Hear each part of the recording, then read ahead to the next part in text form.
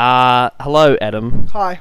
If if Eve chose Samsung, would we still be in the Garden of Eden?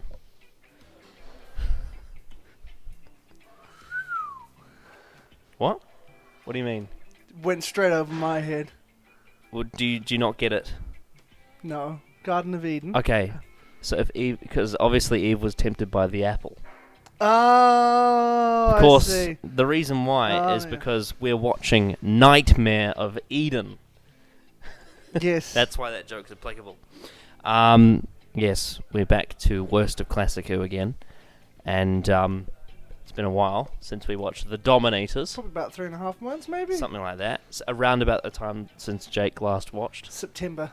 Yeah. Yeah, we're going to be watching Nightmare of Eden, which is a Tom Baker story. Yeah.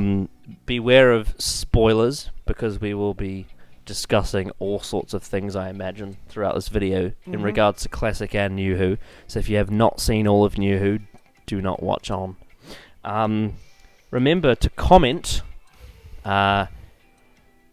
if there is any episode that you think should be on this list here. Ooh, look at it all.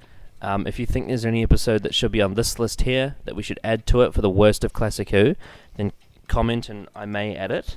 Bear in mind, none of seasons 1 to 5 or 12 to 14 will be on this list because I've already seen those, and none of those will be on this list. Except for they would be on it, but I've already seen them and they're not worse than Hellbent. Not even the Smugglers. But because of your comments, I have decided to add Paradise Towers to this list. I see. And the reason why is because The Dominators was on this list, Yes. and I hadn't seen it in 5 years, and it turned out to be shit.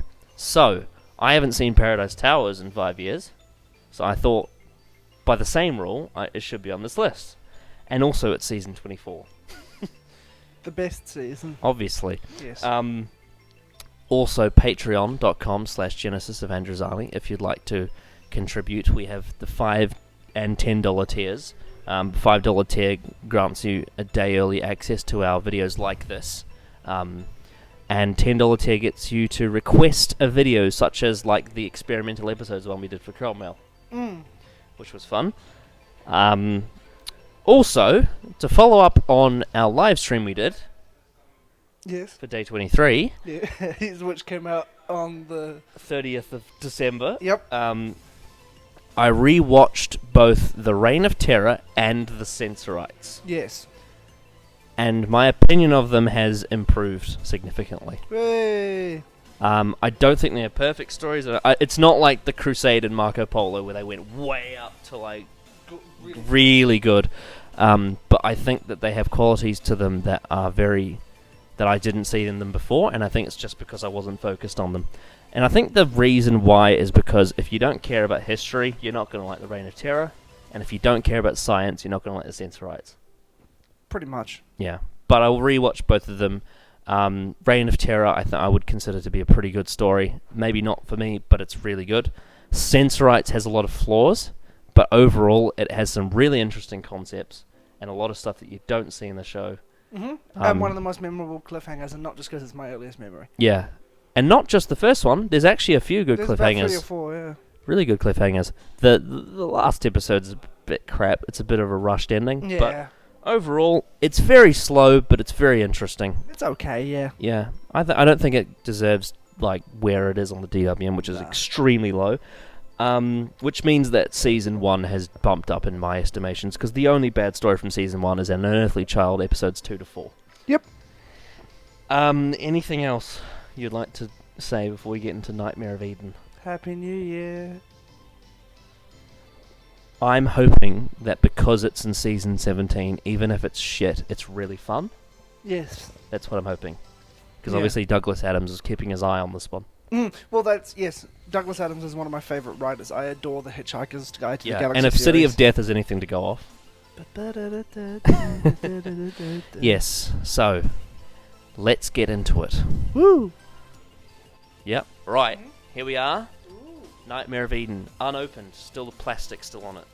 I can't remember which one we had that was like that as well. There was another one that had plastic on it. I think it was the Leisure Hive. Can't remember. I think we know. Yeah. So I'll just So we've got the funny thing about this DVD cover is I'm not sure if you can see it because it's quite dark, but you can actually see the actor's head inside the costume on the DVD cover. They didn't even Photoshop it out. Yeah, no, you can't really see it. Yeah, okay. But yeah, that's pretty funny how they included that on the DVD cover. They just went for it. I think that's kind of the point, though. Yeah. Like, you gotta know what you're getting into when you're going through the story. It's a I'm hoping this is kind of just schlocky fun. Yeah, because I don't want it to be like the Dominators or Warriors of the Deep, because those were shit. I don't want it to try and be heady and fail. I want it to be stupid. Yeah, that's what I'm hoping. But of course, you know, one of those that YouTuber we know says that season 17 is the best season of Doctor Who, so there must be something good about it. They look like, those Wonka, I think it's Wonka lollies that are like, it's like a purple and green licorice you can get. They look like those. Yeah. It looks very silly. Good. The only worry is it's by Bob Baker, and he's one half of the Invisible Enemy. But then again, he is also one half of the Three Doctors, so... Well, there we are. Yeah. I mean, it looks interesting. The colour palette's very nice. Yeah. Kind of... I've just got a strange feeling that when we actually get to the episode, the colour palette's not going to be as artistic as what it's not this... going to have that kind of nice teal. what this promises to be. No. Yeah, so, let's get into it. Awesome. Oh yes, right. Yeah, so we first were playing it off an Xbox 360 that didn't. It said the region was wrong, even though it was the right region because it was a multi-region disc. So we had to dig up an old DVD player from the early 2000s, and we could only get it working in black and white. So if we don't comment on certain colors and things like that, it's because we can't see them. Yeah, but I'm sure they will see them in the Yeah. This is a brand new DVD. Yep. I love just a very, very old DVD player. It makes the special effects look more charming in black and white. Kind of just feels like I'm watching a Patrick Troughton episode. The Dominators? You'll dare defy a Dominator? What the hell? It's like a plane. This is your computer speaking. We are about to go into war. I'm free. They're rain jackets. I do kind of want to see the colour, but we can't do anything about it. No, yeah, it's a shame, but otherwise this video is not gonna...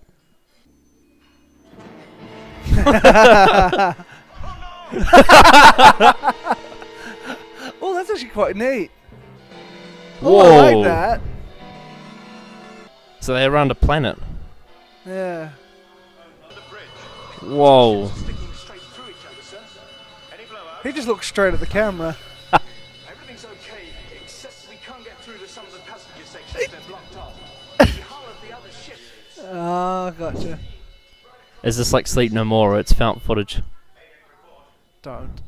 I lose my job with you. You'll never work in West Galaxy. Why is he so cheeky? I don't know. Come on, do yourself. Seems that...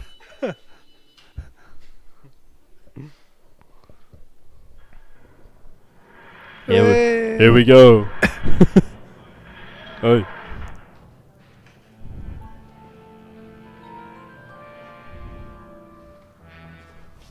I don't think we should interfere. Interfere? Of course we should interfere. Always do what you're best at. That's what I say. It's not the original K9 voice, is it? No, it was different. That was It's a different... not John Leeson. No.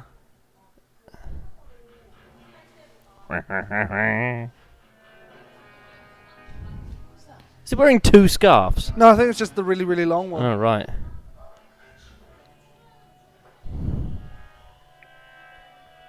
I love his big boots and checkered pants.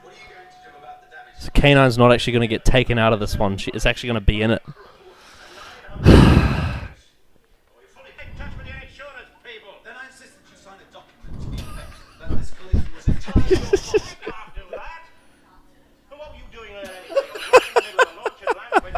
He just walked in on the conversation.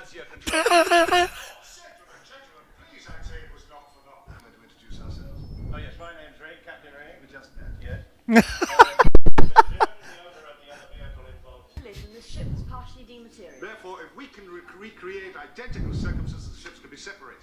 It's just a question of exciting the molecule. They have such good chemistry. Yeah. It's because they're married. Yeah, And unlike the Leisure Hive, they're not angry with each other. that's true. They're probably very drunk filming this. Yeah. Actually, no, I think they were quite professional. What's Romana doing with her hands? Something alien. She's more of a female doctor than Jodie is. Yeah.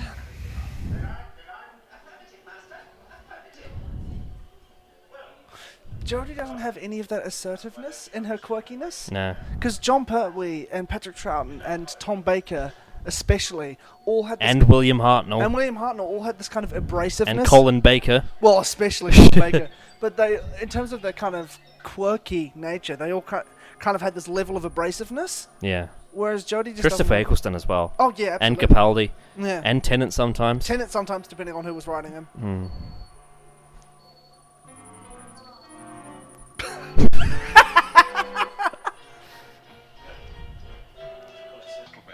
He looks like a thin Chibnall. Yeah. I love how we've just walked in on a story. I know the Doctor's literally. There's nothing that's been set up. It's all just happening. Yeah. We're in the middle of something. Two ships emerging and orbiting a planet, and the Doctor and Romano K9 are just there. Yeah. It's great. It's got a lot of pace. Yeah. Things are and we don't know what. There's a little bit of a mystery because we don't know what this guy's doing. Yeah. What's his deal? Though it seems like drug addiction to me. In fact, I know that this story in colour is probably really like fun and sort of like, whoa, look at all this, but because it's in black and white, it's actually quite atmospheric. It is. It's very moody with the shadows and because the contrast is so much stronger. Yeah. In black and white. It's so weird seeing Tom Baker in black and white. Really weird. He's quite I kind of love it though. Look at that. It looks. You should all try and watch this in black and white if you can. I wonder what Genesis of the Daleks looks like in black and white. Oh, that would be beautiful. Mm. Caves. Oh yeah. Yeah, it's just kind of generic robot voice. Affirmative, master. He doesn't have that kind of chirpiness. Nah. Which, yeah. He's not a quark. One more trip and they achieve it. The marginal, the people. I was hoping to meet a sponsor on Azure. Is he German? This accident. This accident. Yes, well, the government used to fund me, but the galactic recession put a stop to that. He looks almost exactly like my old history teacher. Problems, but it works perfectly. That actor's very familiar. Yes, but What this. about the materialization condition? It's caused all sorts of unstable matter interfaces. This is what happened to the Doctor's TARDIS in Time Crash. Hmm. Are you claiming superior? Sides of Belgium. 10 minutes to Belgium. I love the way the guys. Hmm. He kind of... Yeah. Can't remember which cartoon, but... Reminds me of something. Something about it. Galactic went out of business 20 years ago. I wondered why I hadn't been paid.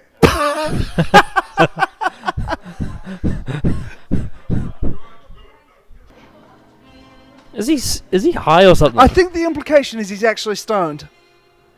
Or at least the galactic Because version. now we're in an actual vape dungeon now, not like Yeah. Leisure Hive. Oh god, that many vapors would be horrible. Ugh. It's very clearly a 1970s culture aboard a spaceship. Yeah. All very well reminiscing, but don't we have an urgent problem? He's got intense eyes, that actor. Mm.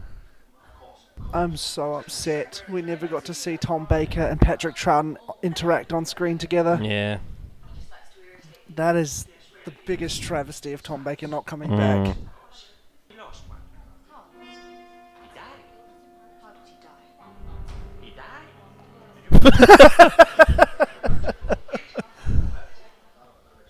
That's a bit of a Rob Sherman quip there. Yeah. Where he's like, oh, he died? Yeah. That happens. Why we got a suspicious shot on K9? Did K9 kill the guy? Maybe. Eden. It looks straight out of a Patrick Troughton or William Hartnell. Hmm. That's nightmarish. Oh, here's Eden. Ooh. Jungle. Spaghetti jungle. Yeah. Something suspicious about Eden, is there? Oh. Whoa! No. Oh no. That's frightening. I hate that. Fuck that. Actually, I hate like eyes staring at me. Oh, that was. Nightmare of Eden. Fuck. Roll credits. I think that was if that was in color, it wouldn't have been as effective. Nah. But in black and white, that was frightening. That was where we lost the other crew member. Maybe that is him. Ugh. Staring at them, watching them from afar. Either that's the crew member or that's the guy who killed the crew member. Could be. Oh, that's horrid. I did not expect like a horror from this. No, that was genuinely creepy. Ooh. That looks so cool in black and white. Yeah. It's almost like a happy accident. I know, yeah. I genuinely don't know if I'd be enjoying this as much if it wasn't in black and white. Yeah. It just helps the atmosphere so much Yeah. more.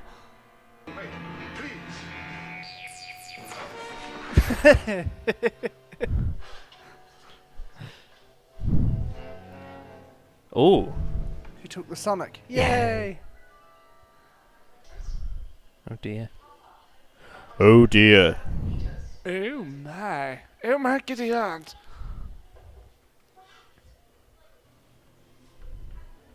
Bushwhacked. Please clarify. Oh, bushwhacked. Cowardly attack by a person or persons unknown. Shut up, K9. Not to worry, we're still flying half a ship. Such a cool concept having the two ships fuse. Yeah. It's a very Almost like swords. yeah. It's How their swords lock when they touch. yeah. It's a neat sci-fi concept. No, don't do this again. I'm now just trying to scan and look for him and see where the bastard is.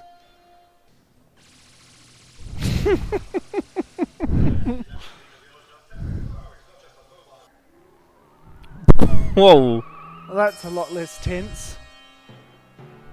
Ooh. Ramona! It's like a virus. I feel like the effects look less shit because It's in black and white. because it's in black and white. Yeah. Yeah. Right, Doctor. Oh, studio. Oh!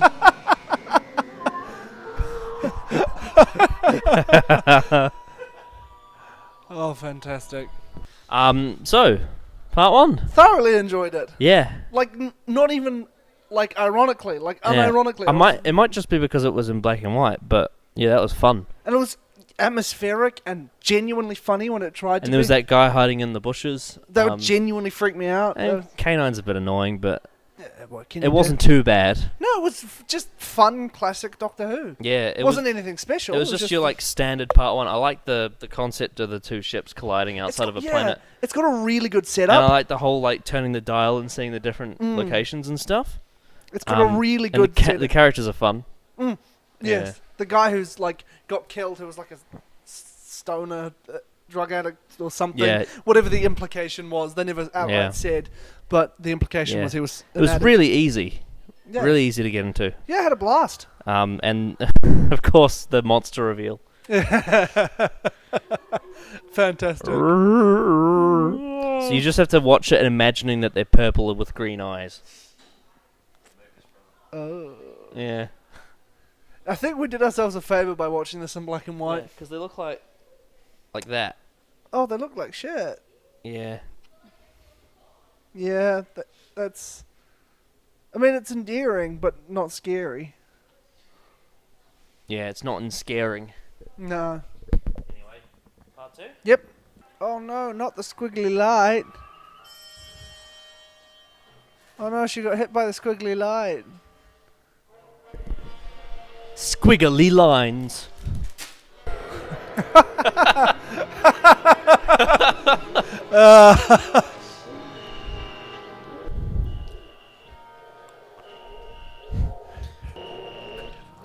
Bullshit.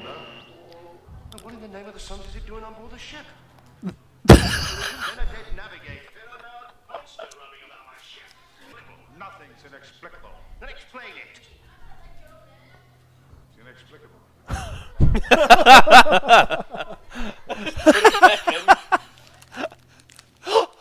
I'm pretty sure I just saw the hand of the costume coming and holding it up on the other side so it would stay in place. Wow.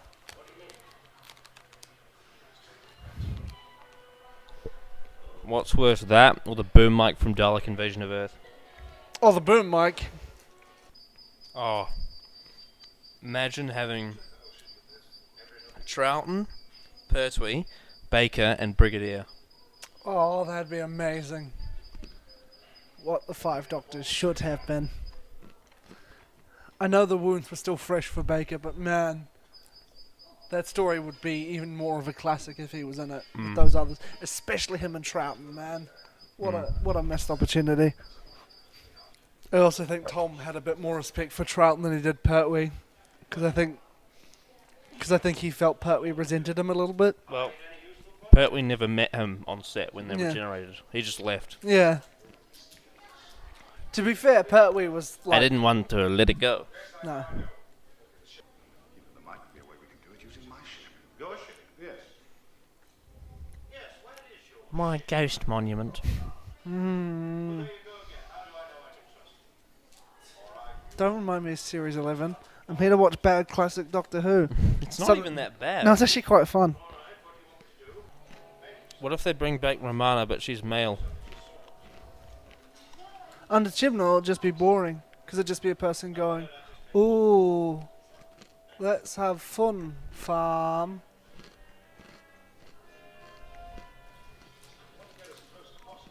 Well, would you rather have that or Moffat, where it's like, let's have sex? Moffat. Clearly Moffat. It would be like Missy and the Master, but less, like, or probably not less, to be honest. Considering the way Matt Smith treated Clara. Oh, God. You know when you got a sunny day and you put something like up on your car window so it doesn't get too hot? Yeah. It's like tinfoil. That's Yeah. what his suit looks like.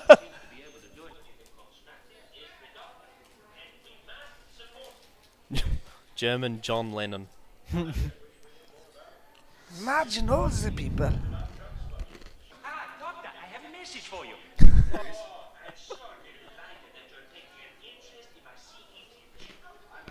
I can't tell if this guy's a good actor, or if he's just... is he hamming it up, or is he just... I feel like it might not be a German. Yeah, no, it's not. It's clearly... It might be a Toast and Cole situation, Yeah. where it's like you're a decent actor, but you're doing another accent which downgrades Yeah. it, as opposed to a David Tennant where you're doing an accent and it actually works fine. Yeah.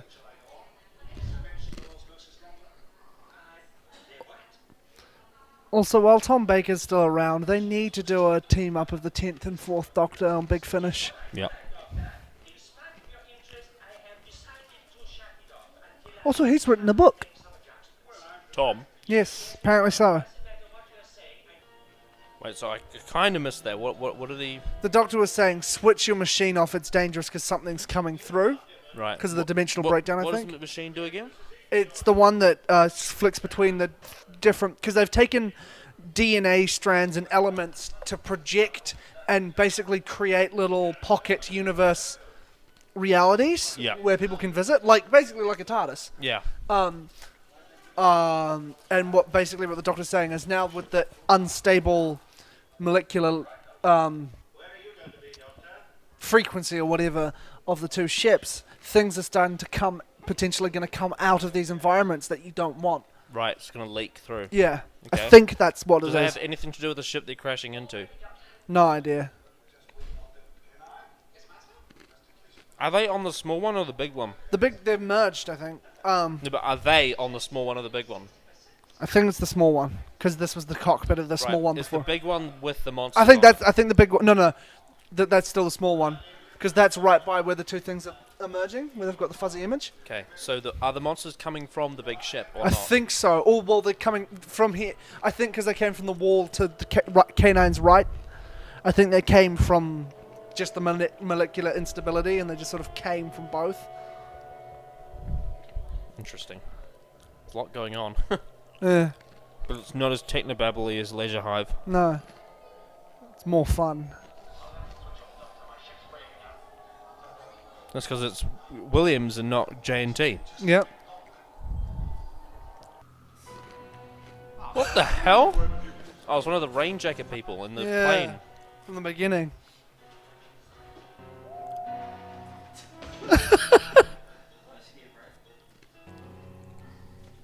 It's the same set.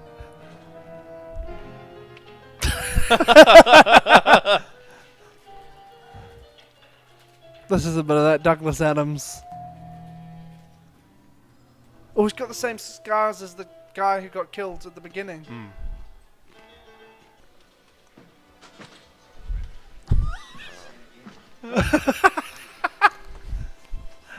Oh my god.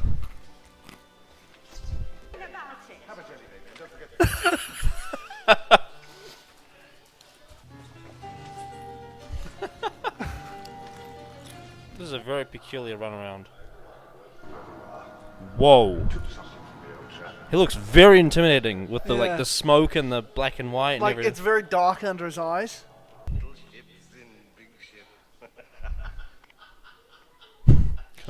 He's losing his mind. They're all stoned.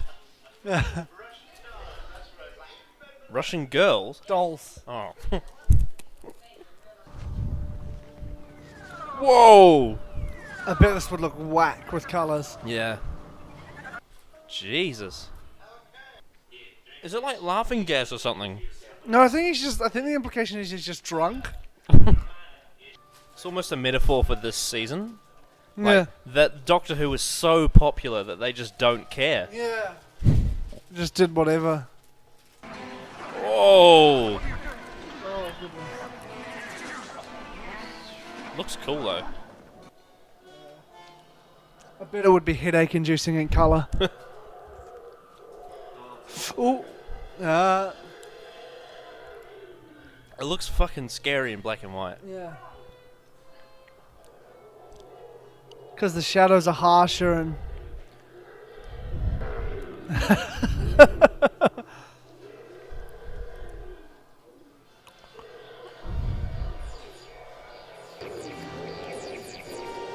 Bullets can't stop it. Oh no, clearly they can. No, not today. They keep denying the monster screen time. I wonder why. Ooh. It is like a little bit confusing, but it's not too confusing, and it's still entertaining. It's very entertaining. I'm just not saying much because I'm trying to keep up to what's going on. So there's a whole drug smuggling plot, but in the background there's also a silly monster. Yep. Or silly monsters, plural. This is Waterguard Fisk and Land Officer Costa. Glittery policeman.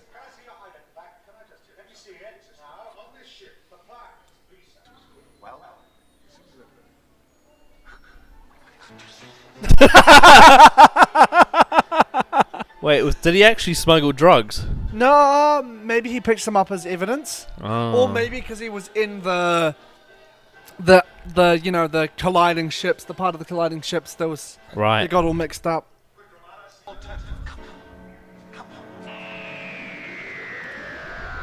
Ooh! That's a good cliffhanger. You're gonna I step like into that. the thing. Wouldn't it be funny if it turned out that the Doctor and Romana are actually Adam and Eve? Haha, that'd be neat. And this is the Garden of Eden that they're walking into? That'd be cool. Yes, we're going to be naked and have lots of sex. So yeah, we're halfway through the story now. Yeah. It's fun. It's relatively intriguing. That being said, at this point in the Leisure Hive, we were Yeah. feeling the same way. Yeah. However, I feel like there's less that could weigh this down. How do you know? at this point, retroactively comparing to the Leisure Hive, where a lot of things were going on. Yeah. There is a lot going on in this, but it's much more focused at this point, Yeah, that's true. and it's much more entertaining as well. Yeah, and there's already been a couple of story points that have concluded, Yeah.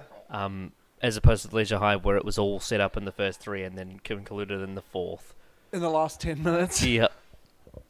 But yeah, it's intriguing so far. Yeah. It's relatively entertaining. Just feels like moderate level Doctor Who. Yeah, it's fun. It's fine. Yeah, It's good. It's alright.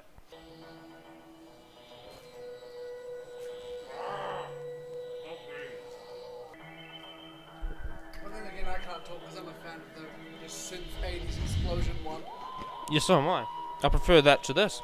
I mean, not the intro, but like the outro, I prefer that. But the best intro is the Paul McGann one. Yeah, but it wouldn't work nearly as well if it was every week. No. It's just because it's that one, like, get hype, the Doctor's back. It's nothing will ever be as bad as the padding from the Leisure Hive episode 4. That was just ridiculous. So this episode tends to be where the story makes or breaks. Yeah. Father who? Imagine if it turned out the twist about Clara was she was just another Romana. I forgot.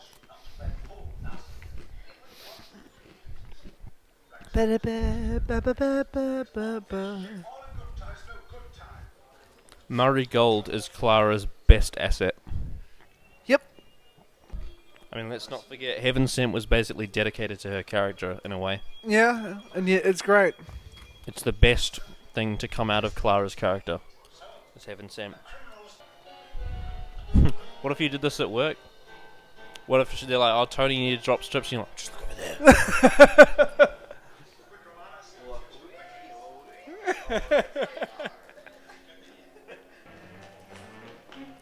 Woohoo! Oh man, this looks good. Looks so good in black and white. Reminds me of Dalek's master plan. Mm-hmm. Which way? How do you know which way is east? Well, I don't. We'll go that way and we'll call it east. All right, we'll call it north. I love that in the rival separation when he's like, so you're either Romana or Fred. Oh, is it going to be the guy? Stop. Oh, it's not so bad. Oh, yeah, it's just the monster. You can see that there was the dude. Yeah. Cheapest monster since the Merca. Kind of a forerunner to the Merc. Well, the They're like, surely you can't be in there. Get tryst. They're going to try and unlock their door because they think they're in there. Mm-hmm. That's so funny. Do you think Stephen Moffat got his idea of Day the Doctor from this episode? Like the painting? Oh, maybe. Probably not. Sometimes it seems like he'd never seen Classic Who. I mean, he's seen all of the 80s. Yes. Yes. Yes. What the hell's that?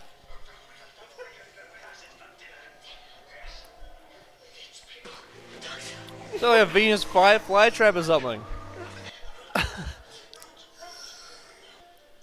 Bum, bum, bum, bum. What is it with the Doctor and sucking off giant rubber things?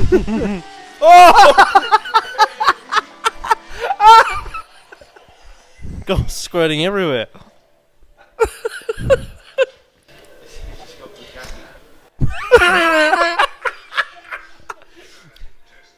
Criminals are like that. Oh.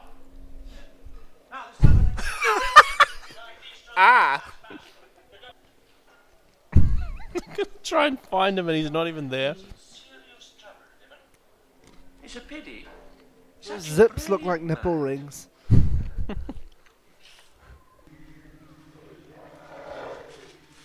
This looks so good in black and white. It's awesome.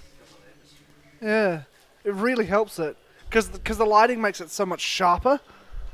Whereas if it was in color, it'd probably look just rubbery and hokey.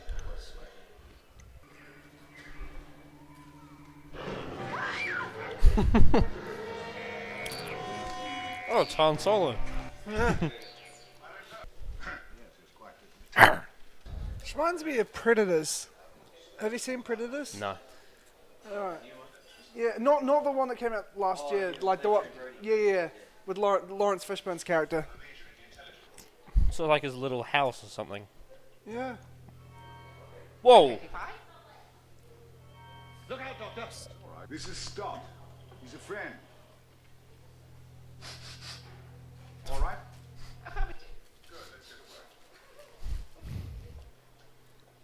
Let's be honest, K9's just a bit shit. I totally thought there was a joint in his mouth. Can I have some too? Tom baked. Tom baked. Yes.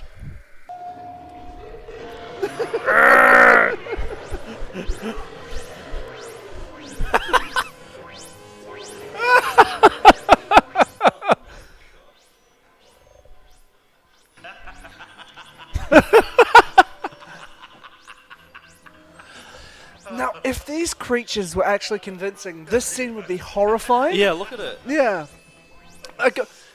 That guy just laughing at these Yeah, people being like replace slaughtered. them with the Yeti from the Web of Fear. Yeah, yes, absolutely. It'd be like so disturbing. Yeah. On paper, I can see how, like, reading the script, you'd be like, "Oh, that's horrifying." Yeah. It's just the big on it. Oh, now he's doing what the guy did at the beginning. Hey, big shoulder, big shoulder. Just looks like it's doing a Yokozuna bear hug. Yeah. Hey, it's really nice being arrested. Town on a Saturday night. Is everyone now wearing white shirts with black blazers because of Han Solo? Maybe. What year would this have been? It would have been it'd been like after Star Wars, yeah. Definitely. It would have been like 2 years, 3 years after? So 78, 79. Yeah. Well, no, 79, 80 Oh, was yeah, this yeah. season. 1979, I think. It's been slightly technobably. Yeah.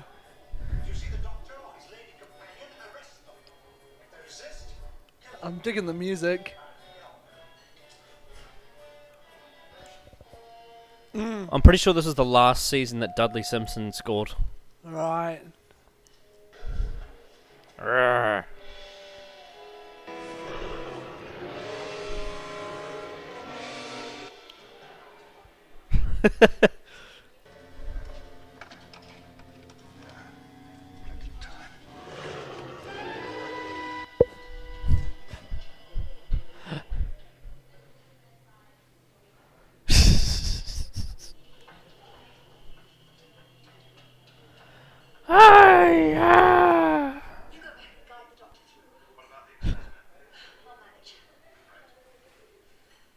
It was a bit. It was a bit of a blooper, wasn't it? I would be lying if I said it wasn't a funny joke, but like, there is no tension. Yeah.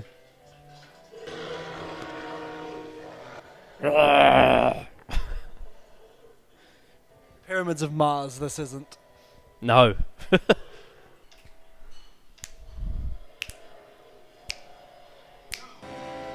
No.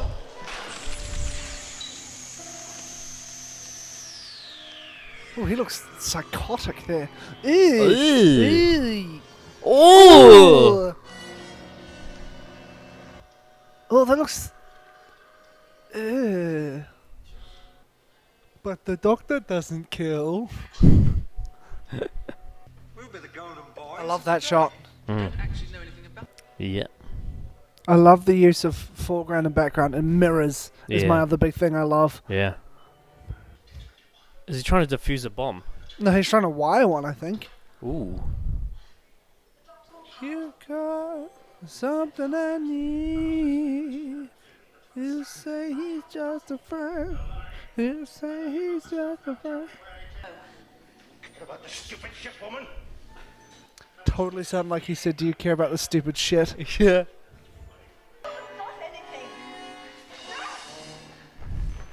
Jesus. Just took a sharp turn into the dark.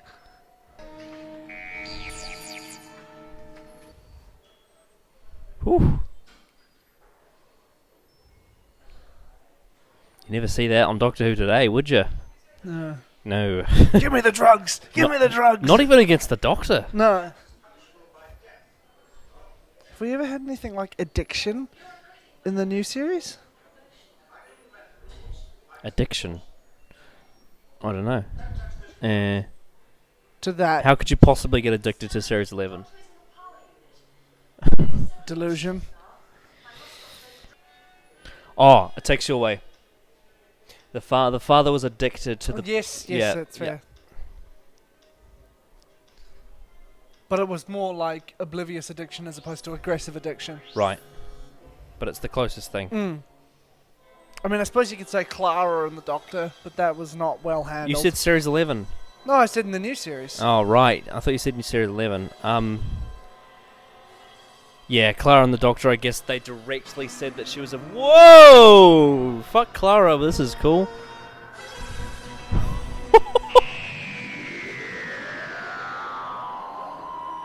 It takes you away. What just happened? He went poof. He didn't get out of the blast radius in time. Yeah, I won't press pause, we'll just sum up. Fun? Fun, but it didn't really make a lot of sense, but it was fun. Yeah. Like you said, the monster scenes had no tension. But if they were good monsters, like that scene of the guy laughing at the people getting slaughtered, Yeah. would have been horrifying. Yeah. It would have been like those images of the Fury from the Deep, you know? Yeah. With the guys. Yeah. Or even the guy in the thing in the first episode who was just staring at them. It was terrifying. Yeah, I mean, it's a pretty bog standard story. Yeah. But it's nowhere near worst ever no. so far. We've got one more to Still go. got episode 4. Yeah. This could easily turn to dog shit. Yep.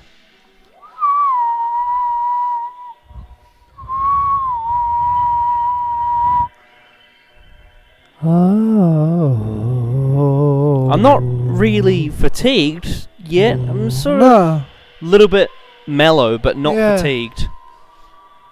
No, yeah, I'd happily watch another I think the thing is with Bob Baker and Dave Martin, obviously Dave Martin's not in this one, but they're kind of described as like the Mark Gatiss of Classic Who. one.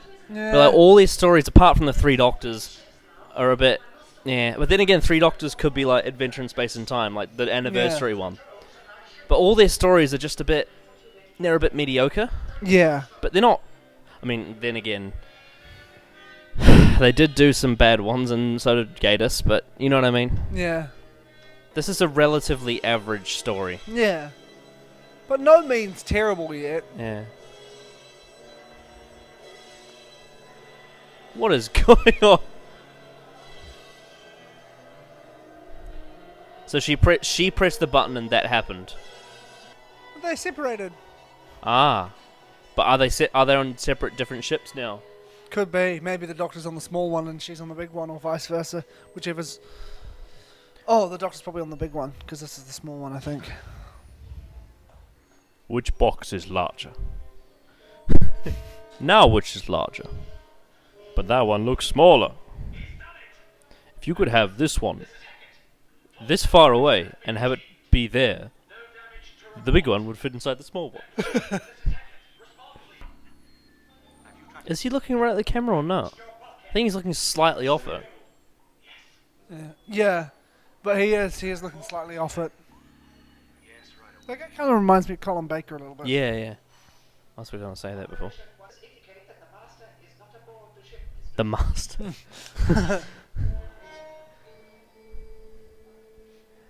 A new body at last. The Master. A new body at last. Reborn.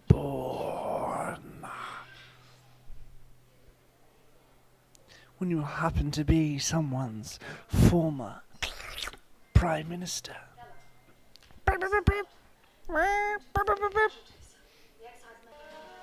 I assume he's on the small one then. Yeah. What's it called? A sun visor? I don't know. Burn with me. Burn with me. What if Tribunal does a drive-through 42 episode? Where it's like 42 happens again, but people are in their cars? It's when they turn the sun visor up. Like Gridlock and 42 combined. Don't sour Gridlock's name like that. Underrated masterpiece. This is probably the least entertaining commentary from us because we're just enjoying the episode. Yeah. But it's not like out of this world brilliant, so we're not like No, yeah. you know. We're just watching it. Yeah. Just sucking it in.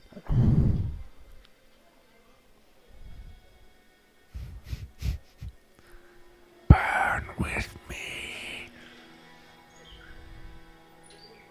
This is almost like the 42 of the Tom Baker era. Kind of feels it, yeah. Yeah.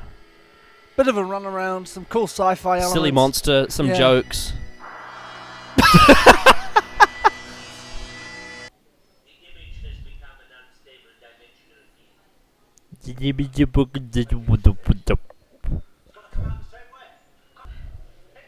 I feel like the mandrels are just so pointless. They add nothing to the story apart from attempted scares. You could have those things out of the story and just have the guy who was in the thing. Is he just asleep? I think so. Or maybe he's run out of oxygen because that's why the guy. Oh. I think that he passed out from lack of oxygen. I think one of the problems, like you said, there's no tension. No. It's very low energy. A lot of creative ideas that are just kind of okay. Bob Baker and Dave Martin. Well, not Dave Martin this time, but yeah. Bob Baker. A lot of Bakers involved in this show. Colin, Tom, Pip and Jane, Bob. Yep. Others, I'm sure. Don't mind about us. We know who the smugglers are. Who? Dimmons the pickup. No, we don't know who the smugglers are because that episode is missing. And it's bad. Ha ha ha.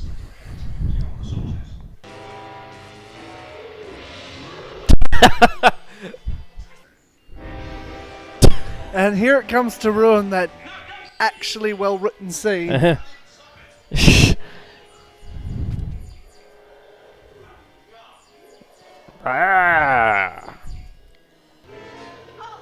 No.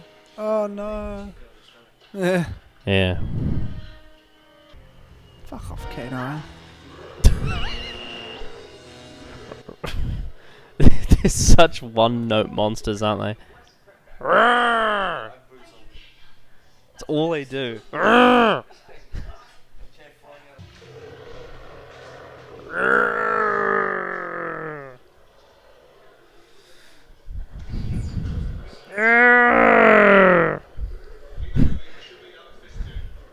We should be done fisting.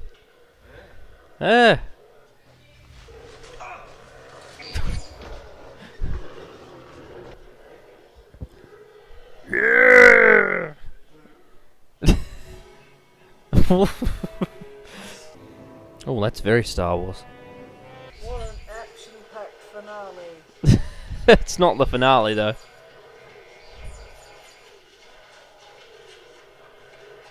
Oh, I guess it's the finale of the serial. That's what I mean, yeah.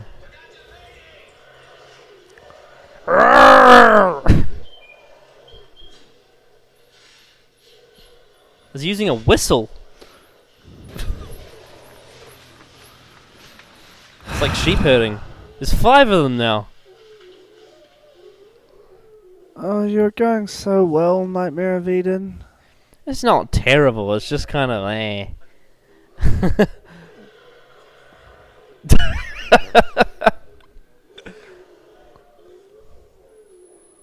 Oh, right, so they're herding them back into their thing.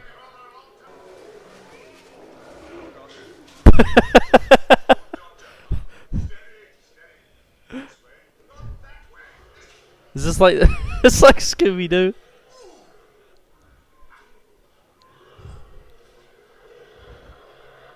Oh no! It's reminding me of the opening. Of To Love Monsters. Yep. Except this is the climax of the story.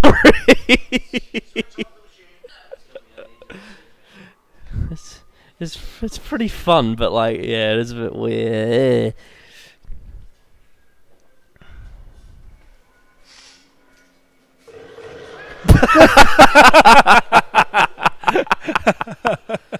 That was funny. Well, Oh, I need a screwdriver.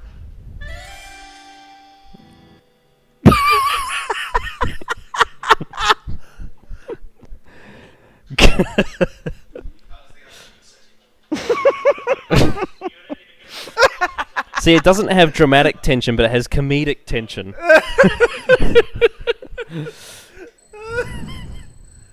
Oh no! It went from a. This is the same one that dealt with a man nearly murdering Romana because of his drug addiction. Talk about tonal whiplash. Oh! you heard him. Pluck him out. What?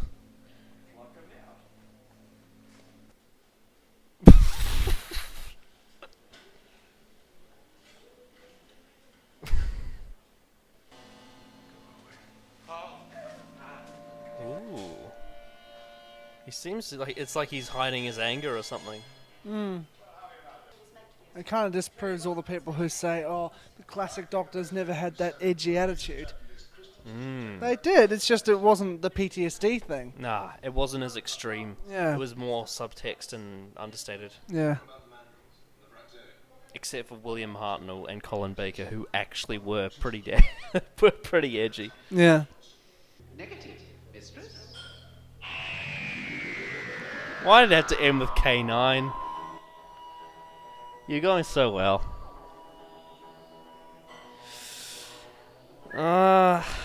That was Nightmare of Eden. Yeah. It was a bit like it was just a little bit flat. Yeah, it was just a little bit. It was. Very average. Yeah. Not the worst we've Enjoyable enough for It's it probably to. the middle of what we've seen in terms of quality. Well, no, I would say second best, technically speaking. Because I would say this was better than Leisure Hive, Arc Infinity, Oh, yeah, Warriors no, of the Deep, yeah. and the Dominators. You're right. It's just under Colony in Space, but by a long shot. But in terms of like general Doctor Who, this is relatively average. Completely middle of the road stuff. Yeah. So, what was your sort of initial feelings on the story? It was fine. It's heavily flawed in a lot of respects. However, it does certainly have some shining elements that kind of glow through. There's some very strong stuff in there, as much as there is kind of crappy, like, oh really, stuff in there. But but on the whole, I didn't dislike it. Yeah. It was quite fun. Yeah, it was a by Tom Baker story. Yeah, It's kind of like Tom Baker's 42 in a way. Yeah, it was very sort of just generic in a way, but that's kind of under not giving it enough credit because there are some very cool concepts and ideas in here. It's just that they none of them really work as well as they should have. I have a theory, a bit of a conspiracy theory that may come up in the notes later, I don't know, haven't read them. But I think that the writer of this episode, who was Bob Baker, Who's usually paired with Dave Martin, but not this time. I have a feeling when Bob Baker wrote this, he had more of a sci-fi body horror kind of vibe, tone in mind. But instead, the script editors, the wonderful Douglas Adams and The producer. Graham Williams. Graham Williams, of course, the Williams era. How could I forget? Wanted to give it a bit more of a consistent tone with the rest of the season, so they made it a bit more light fare. Of course, yeah, because this is a couple of stories after City of Death, Oh yeah, which is a very successful. yeah. It's like the romp of Doctor Who romps. Oh yeah, Yeah. absolutely. Yeah. City of Death is fantastic. I need to rewatch it. In fact, I need to find it on Amazon and get it on DVD. But yes, I really enjoyed the episode, but like there were a lot of things that sort of piled up that held it back. Bob. We'll get more into it later in detail, but there's a reason why Bob Baker and Dave Martin, when he's paired with them, they're kind of described as the Mark Gatiss of Classic Who. A majority of their stuff is very not mediocre, but average. Yeah. Yeah. Where it's fine, passable, but it's just whatever. You don't only need to see it once, and I imagine most of you will probably only ever, if you binge through it, you won't want to go back and watch these stories, really. Yeah, like if you get like, I don't know, Glenn McCoy and Robert Holmes, like he's like in the middle. Dead center, He's yeah. dead center between them. So it's nowhere near bad. It's Yeah. just fine. Yeah, even though some of their stories are apparently bad, and that's why more of their stuff is on the list. True. Because Invisible Enemy I wasn't the biggest fan of. I wouldn't say it was a terrible story. It actually had some really neat ideas similar to this one. Yeah. But then the nucleus arrived. Well, it's a very kind of similar thing with the Muppets. What are they called? What from this one? Yeah. The Mandrels. Mandrels, that's right. Except the Mandrels had some cool factor and some comedic value. Cool factor in concept. Yeah. Whereas the nucleus makes me want to kill myself. Anyway, back to the review. Yeah. What did you think of the Doctor in this story? Who's Tom Baker being his most Tom Baker? He wasn't as eccentric as he was kind of a bit standoffish at points in this episode, more so than he kind of generically is. Because generically he's kind of a bit more, spacey and out of it and kind of disassociated from reality. Here he was a bit more grouchy. Yeah, but he also had his very clownish moments as well. Oh yeah, like look over there. Yeah. And then there's the one where he's trying to. It's this funny scene where he's trying to fix this machine. And there's supposed to be this building tension of the mandrill approaching him. And then he turns and looks at it and he goes, and nothing happens. That's right, yeah. Ah. I've got the disease. I can space disease. Ark in Space. This reminded me of a subpar Ark in Space. Yeah. So there was a point to me faffing about with bubble wrap. Yeah. It was the Doctor was good. He wasn't. Yeah, they're both written by Bobs as well. Yeah. One considerably better than the other. Oh yeah. But the Doctor wasn't switched off in this episode like he is in the Leisure Hive. I think Tom, there's a couple of exceptions, but pretty much from beginning till the end of season 17, he's very, very upbeat. He just looked like he was having the time of his life. It's not until you get till season 18 that he starts winding down. Yeah, but in this one, he was on form. He was the Doctor. He wasn't obviously he was memorable because it's Tom Baker, the iconic one. Yeah, but he wasn't. He didn't have that kind of usual standout spark that he has. Yeah. Like in Pyramids of Mars, Genesis of the Daleks, yes, Deadly Assassin. Because the thing is, if this was your first Tom Baker story, you'd still be like, wow, he's so quirky and got a bit of depth to him. He's quite interesting. But in the grand scheme of Baker's tenure, this is quite middle of the road. Again, just like the quality of the writing. Well, I would say, it's not 100% like I'm saying this, but I think I may have mentioned it in the Doctor's ranking that Tom Baker in the Hinchcliffe era has a lot of similarities to Tennant, and then in the Williams era he has a lot of similarities to Matt Smith. Yes, yeah.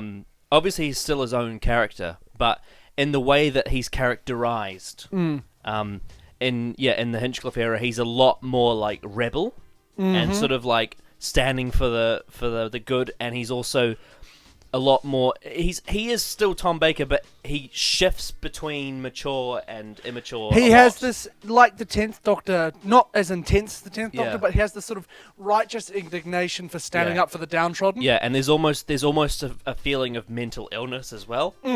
He's very unstable. And yeah, just go watch Deadly Assassin and Waters of Mars, and you'll know what I mean. Yeah. That's sort of like the magnum opus of that theory. And then in the Williams era, he's a lot more sort of silly. Yeah. There's nothing wrong with that necessarily, because Tom Baker's a very entertaining Doctor. It's just that I don't think he quite often in the Williams era you don't see that same character depth. No, yeah. Very... It was like he became a caricature of himself. Yeah, but not in a bad way, because he was still very good. Oh, yeah. It's just that he lost a little bit of that grunt that was needed for the character. And then in season 18, he's like Capaldi, because he's like, "Fuck you." Yep. Basically. Yeah. So overall, I would say positive for Tom. Anyway. Yeah. Romana. She didn't have a huge amount to do in this. She was more like in Leisure Hive, just there to discover things. Yeah. Like she discovered the Eden, and she discovered... I think she was better, like in terms of her like dialogue and just the moments where she was used. Yeah. I think she was better used in this than yes. she was in Leisure Hive. She was basically like the Doctor's approachable human side. When like it was kind of like she was there to... Even though she's not human. No, yeah, absolutely. She's still very quirky in her own right, but she was the more approachable of the two, and the more who like got what these other people were like. Hey, what the fuck's he on about? Yeah, I think the part of the problem with the Leisure Hive was that she was getting stressed a lot. Yeah. And Doctor K9. Yeah, it was very sort of just shrill. Oof. Yeah. But in this, she definitely seemed to have a lot more intelligence and was very controlled. She was a time lady, like she was just very... instead of being his sort of like sidekick, she was actually she felt almost like his equal sometimes. That's when Romana's at her best, when she is his equal. Like and proper, not like oh look how brilliant she is. They actually write it and show that she is his intellectual equal. I think my favourite moment from this story is I think the cliffhanger to part 2 when they run into the forest through the screen. Yeah. It's like this lovely image of them. It's like a frozen moment in time of their romance off screen and on screen, and it's just such a magical pairing. Yeah, absolutely. And they're not romantic in the way that like humans are romantic, because they're both Time Lords. So it's more it's hard to describe. It's more of a kinship than any other. It's really hard to describe because it's quite an alien romance, but it's definitely there. You can definitely tell it's not like it's a very different kind of sort of relationship. It's this kind of, it's not flirty. It's just they bounce off each other in such a way that it's not that Romana, like other companions, is there to make the Doctor look smarter. It's there now the Doctor has someone to properly bounce off of. Yeah. Whereas, like, even someone, when he met someone who was quite intelligent, like, say, the Brigadier, there was still, like, a standoffish nature, whereas the Doctor and Romana are very symbiotic. Yeah. They have this fluidity about their relationship that is believable because she's a well-written character. It's not like the writers saying, hey, look, she's as smart as the Doctor. No. She's on the Doctor's level. No. She actually is just written that way. Yeah. Not told to be that way. Yeah, it's not pretentious. It's truth, you know? Yeah. Yeah, she's a very charming character, Romana. Oh, for sure. Both Mary Tam and Lalla Ward are brilliant in different ways as well. Yes. So I guess that leads us on to K9. Fuck K9. Moving on. No, we should probably talk about... I don't like either versions of K9's voice, but this one's definitely the worst of the two. Yeah, he's a lot more monotone. I prefer the more sort of charming John Leeson. Yeah. Because at least there he sort of sounds like something. Yeah, I think the problem with K9 is it's like, you know when Nardole was bad? Yeah. It's like that. He's kind of functionless and just there for sort of attempts at maybe comedic relief, but barely there. Yeah. It's just, hey, look, we've got a sci-fi robot dog. Yeah, and this may be a controversial thing for classic fans if you're watching, but I honestly don't think K9 was best used until like New Who and Sarah Jane Adventures. Because he's actually decent in School Reunion. Yeah, he's actually he's almost got his own character in that. Like it's a very sort of tongue-in-cheek charm, you know? We are in a car. Yeah. Yeah. Whereas in this, he's sort of just stating facts, like an R2D2, but obviously R2 doesn't speak English, but He's more like, you know, he's like if R2D2 had C3PO's voice. yeah, and doesn't have like the, because they're trying to go for the whole cute dog thing, but it's just sort of, it's very flat, isn't it? Yeah. Not much to say about K9. He's just very additional. Yeah, he's just set dressing. Yeah. Like Clara in Series 7. The Mandrills. Rawr! They had two character traits. They were big and... Arms. Rawr! Rawr! Mandrills are one of the most frustrating classic Who monsters I've seen, because the actual story beats that they take on could have been really disturbing and classic and iconic moments, but instead the costumes are cumbersome and misshapen and make the actors have to all walk in this ridiculous wonky fashion. This is the pinnacle of what people talk about when they're making fun of wobbly sets and rubber monsters. These are the unthreatening rubber monsters, whereas had they been a more streamlined, simple design like the classic Silurians, like the proper Silurians, they would have been much more intimidating and given the actors a more range of movement. They felt like they have a very similar purpose to the Yeti from the Web of Fear and Abominable Snowmen. And especially in Web of Fear, Yeti are very scary. And obviously the Yeti have a whole different like story going on, because they've obviously got the orbs that they have in their bodies. They're controlled by Hive-minded, the Great Intelligence. But beyond that, just the scare factor, they could have had the same function as the Yeti, but they don't really.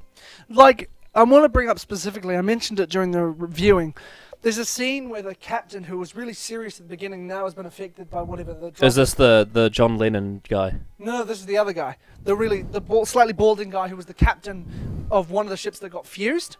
And remember, he was talking to a subordinate fella who was high on drugs. And he's like, what the hell are you doing? Blah, blah, Yeah. blah, blah. And then later, he starts getting high on drugs. And he's like, we're all going to die. And he starts cackling away. And then the mandrills break into the little carrier ship where all the passengers are and start slaughtering the passengers. And the guy's just laughing maniacally because he's so high. On paper, that is a fucked and disturbing scene. Yeah.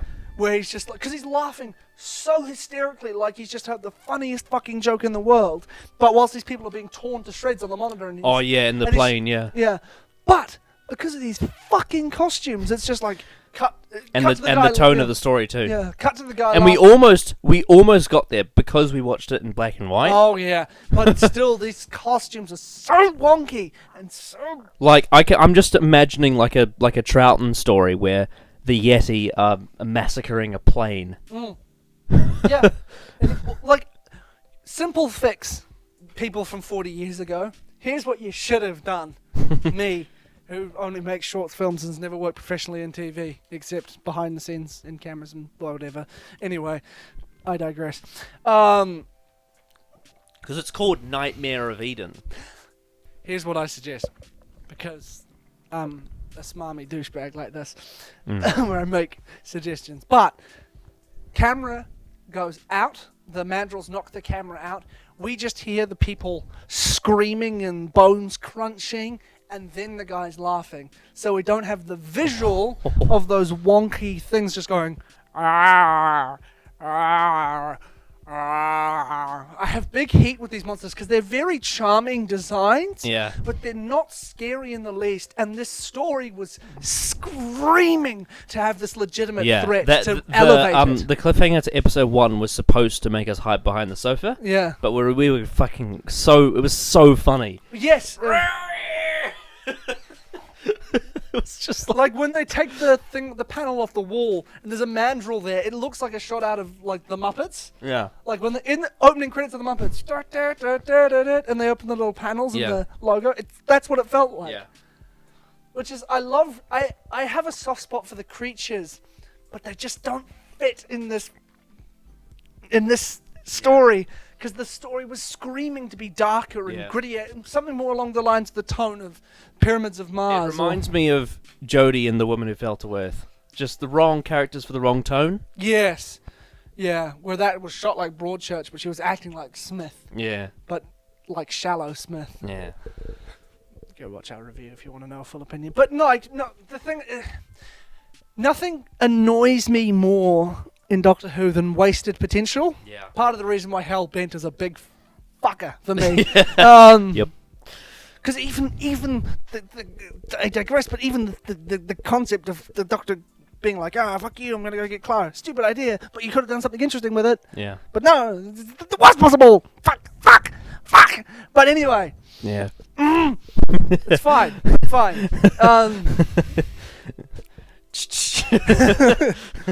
I'm good. Hellbent reference in every video. Yeah. We'll get to it later. We'll get to Hellbent later. Unless, of course, I split the video up, which I might do. You probably do. Although, then again, that was just because the the end of time one was quite long.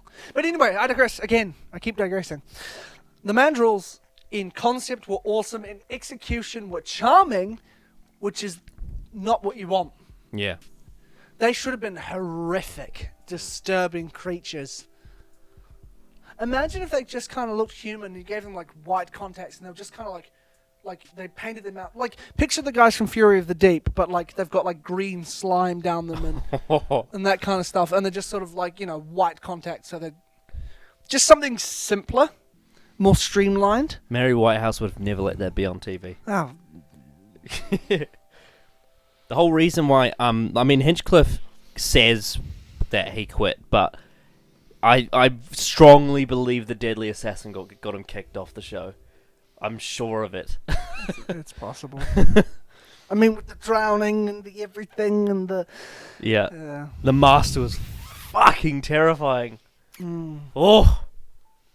Speaking of terrifying, there was genuinely one moment that creeped me out, that if we saw it in colour, it wouldn't have been nearly as creepy. But the moment where it zooms into Eden and you can tell Romana's like, she can sense someone's looking at her.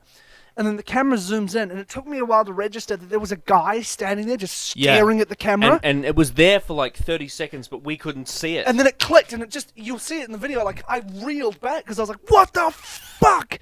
That was so creepy. And I was watching In the Forest of the Night last night, and they tried to do the exact same thing with like the, not the tiger, but the one that the wolves. Yeah. They put, they had these CGI eyes come out of the bushes, and the girl's like...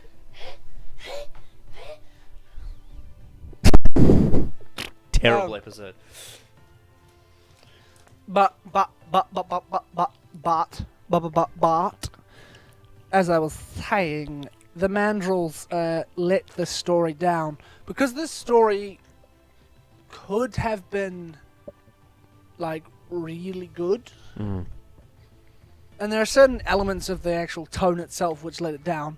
But on a surface level, these costumes in particular just didn't work. Yeah. Just didn't work. And it's not to do with the budget, it's to do with the tone. Really. Yes. I mean, budget, yes, but... These characters could work in something like, I don't know, Well, we said the comic books earlier today. yes, they would work in like... in one of the more silly like in Prisoners of Time, like in the tone in the 10th Doctor one where the Dominators come back with Martha. Yes, yes. Hello, I'm here. Yes, they would work well in a comic or a cartoon or something, but in this stuff, and also because they were dealing with like heavy shit with like drug addiction and stuff. Imagine Nightmare of Eden with the like scary mandrills with like Tristram Carey's music or Sega Nakanola's atmospheric score behind it. It could be so good, especially because they deal with like really heavy stuff. With like, A, they have a really cool sci-fi concept of the two ships fusing. B, the guy basically created a fucking TARDIS. C, you have these like horrible creatures come out and like that concept with the dials and with the different worlds. That's awesome.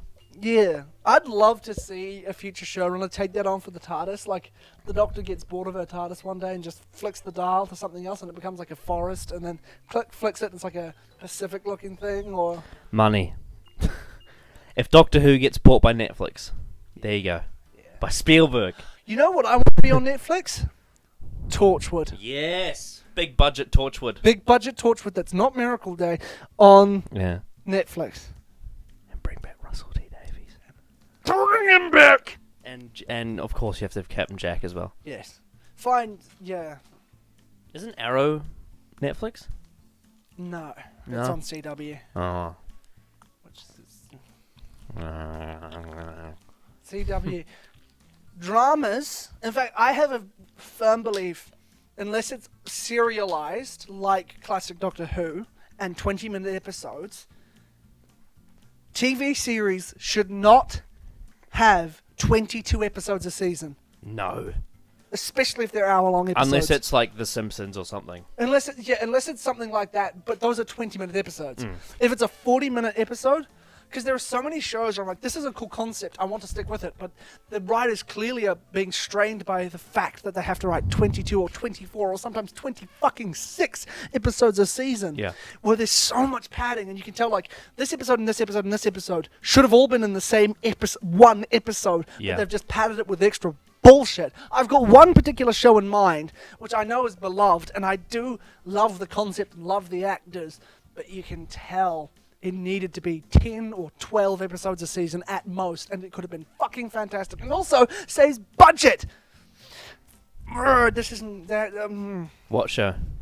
It's called Once Upon a Time. Ah, right. It's aimed at a younger audience, but it's the concept of all these fairy tale people come to modern day and they don't realize they're fairy tales. But there's one kid who moves to the town. He's got a storybook of all the classic Grimm's fairy tales. And Oh, he's yeah. like, I'm pretty sure my teacher's Snow White. I'm pretty sure that's Rumpelstiltskin. I'm pretty sure those are the dwarves and that kind of stuff. And it's an interesting concept. And when it's good, it is quite good. But you can tell it's just so drawn out in places it doesn't need to be.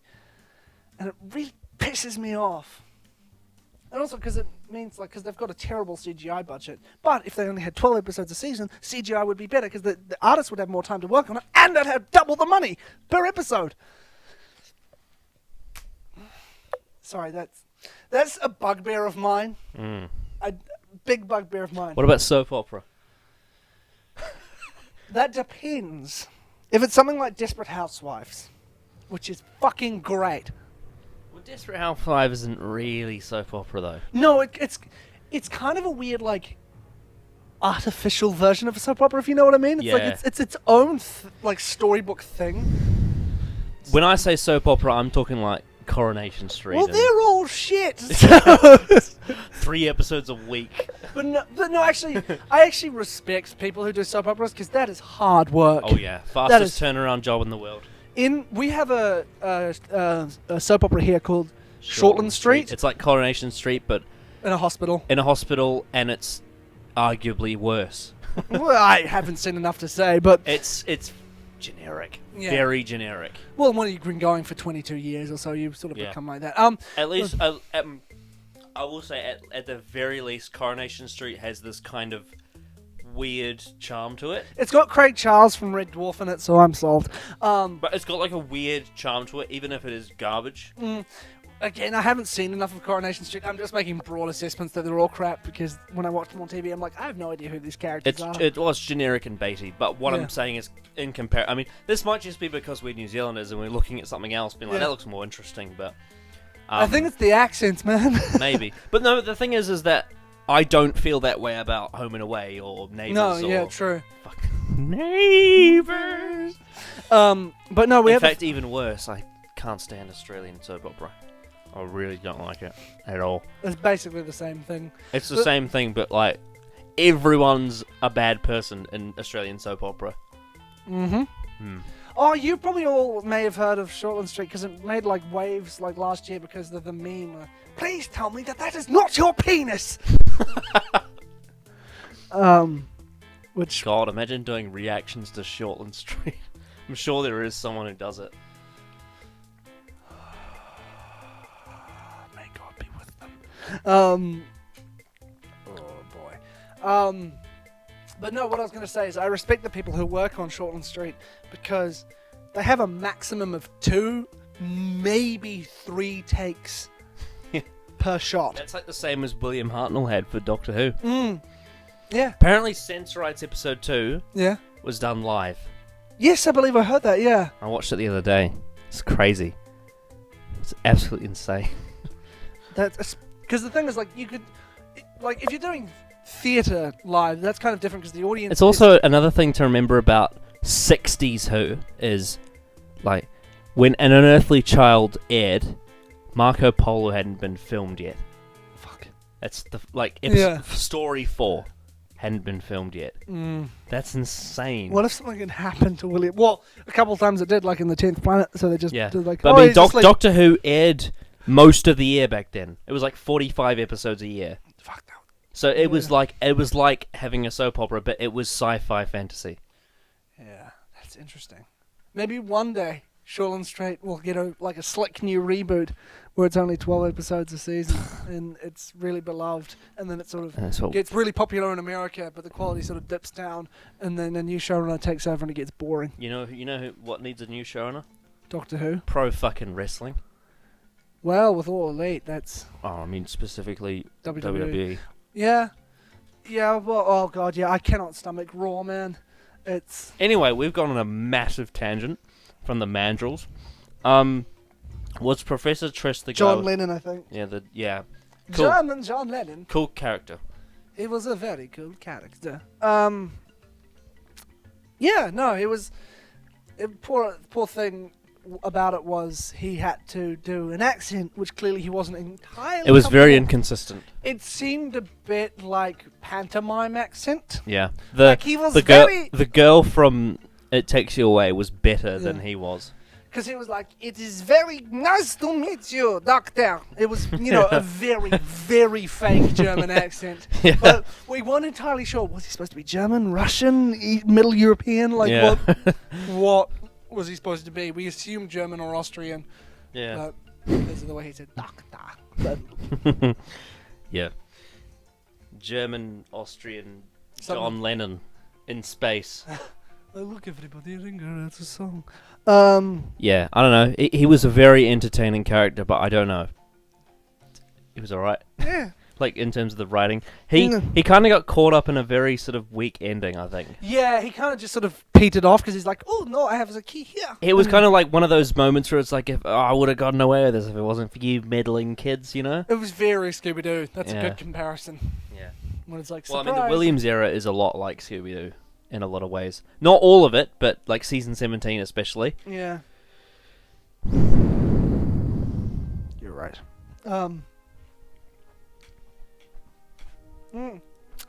It just says side characters for the next note. Yeah, because I couldn't... I don't know, like, I looked at the list of names, I'm like, I have no idea. Well, let's just go through the ones we can remember. Not necessarily by name, because we can't remember their name. But, young stoner at the beginning who died at the end of episode 1. Yeah. We didn't really get to know much of his character, because we didn't know what he was like before he was, like, Yeah. lost it. There was the guy who you thought looked like Colin Baker. Yes, he was the captain of the other ship.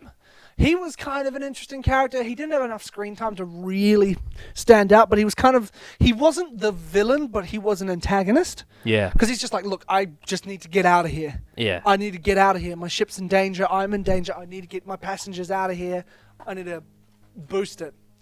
But beyond that, we didn't get... But the actor was very good. He was very convincing as this very stern kind of like, just fucking move it along, all right, would you?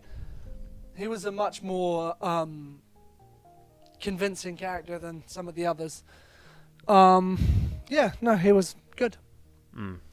As for the other captain, the bald one, he was probably the best side actor in terms of he started off very stoic and very straight-faced. Yeah.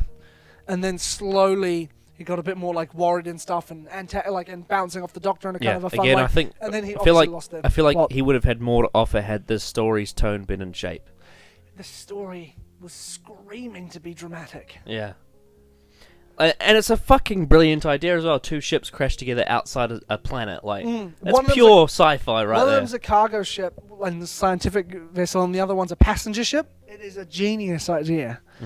And then same with the drug smuggling thing. That's something you don't see on Doctor Who.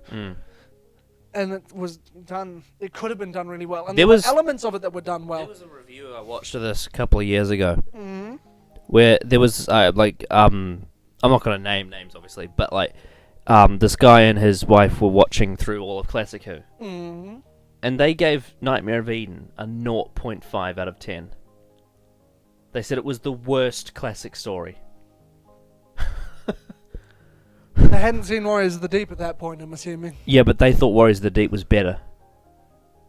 How could you be that wrong? I don't know.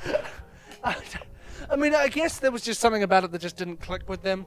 Maybe they're more interested Then in... again, I do remember that they had a lot of fatigue from the late Tom Baker stuff. Well, that is fair, especially if you're, binging it. Yeah. Like, if they were filming, 4... Because they leading up to that point, they didn't like pretty much any of the Williams stuff. Well, I think the guy liked a couple of them, but the girl especially was like, no, I do not like any of this. If this was, if they'd been filming, say, 4 stories a day, approximately, I'm just making assumptions, but say they had, that is exhausting to do even with really brilliant Doctor Who episodes, classic Doctor Who episodes, because that is a long slog and a lot to take in. And when you get to a kind of high concept but middle quality episode like that, it just probably really just crash and burn when you're burnt out. I'd imagine it's probably why, because you're just oh, maybe an interesting idea, but it was just so bland, because, oh yeah, there was a monster on the ship, oh yes, there was a mystery, oh yes, there were 2 opposing sides. You're like, I've seen it all before. If you've not seen a classic episode in a little while, like a couple of weeks, and you're like, oh, this is fine. But if you've just watched a bunch of stuff that's either worse or better, just a bunch of classic Doctor Who right before it, this one's going to seem super generic and super boring. Yeah, and also, both of their favourite classic Doctors is Pertwee, so coming right off that era, for them especially, it was quite a down buzz. Of course. Because I know that the girl's not a big fan of Tom Baker's Doctor, so... Well, I mean, if you come after John Pertwee, of course. What's our Doctor's ranking? You'll never guess where John Pertwee ranks on mine. What are the side characters were there? Oh, there was the lady assistant who the scientist was like, did you smuggle the drugs? He didn't say it quite like that, but he was like, I am just asking, did you? We watched this 4 days ago? Yeah, it's quite forgettable. I'm struggling to place this in my mind. I remember the ideas, but not the characters. Yeah. And it's not that the characters were necessarily bad, they were just... I don't know. Generic. I only remember a few details about them. Because I was so focused on the plot itself, and then the plot itself just didn't really... It went somewhere, but it didn't go big places like it should have. No, yeah, it was a bit of a... Yeah. It wasn't bad, it was just very middle of the road. I suppose we should move on to the plot. Yeah, so as I said, it's a brilliant concept. Yeah, the ideas in this story were so cool. Yeah. I could see how if you were reading it on a script, you'd be like, what the fuck, this is awesome. Because I was reading the pamphlet inside the DVD while we were trying to get the DVD player to work. And they were talking about how Douglas Adams, Tom Baker, Lala Ward, Lala Ward, all were like, this is a great story. And then obviously it got tweaked and stuff for the producers. But when they were reading it, they're like, this is an awesome, awesome idea. It's going to be really creepy when the mandrills show up. And then even in the thing they were saying, but due to the lackluster costumes. Yeah. I think it was in it was in Warriors of the Deep when they bring up the Merca. Yeah. It was very similar to that where they're like, yeah, look, we just got to be honest with you guys. Yeah. And it's kind of like, I feel like maybe there was a production meeting where they're like, look, we got these costumes, can't do anything about it, we're going to have to make it a comedy. We have no choice. To be a fly on the wall in so many of these Doctor Who production meetings would be amazing. Oh, there's footage from...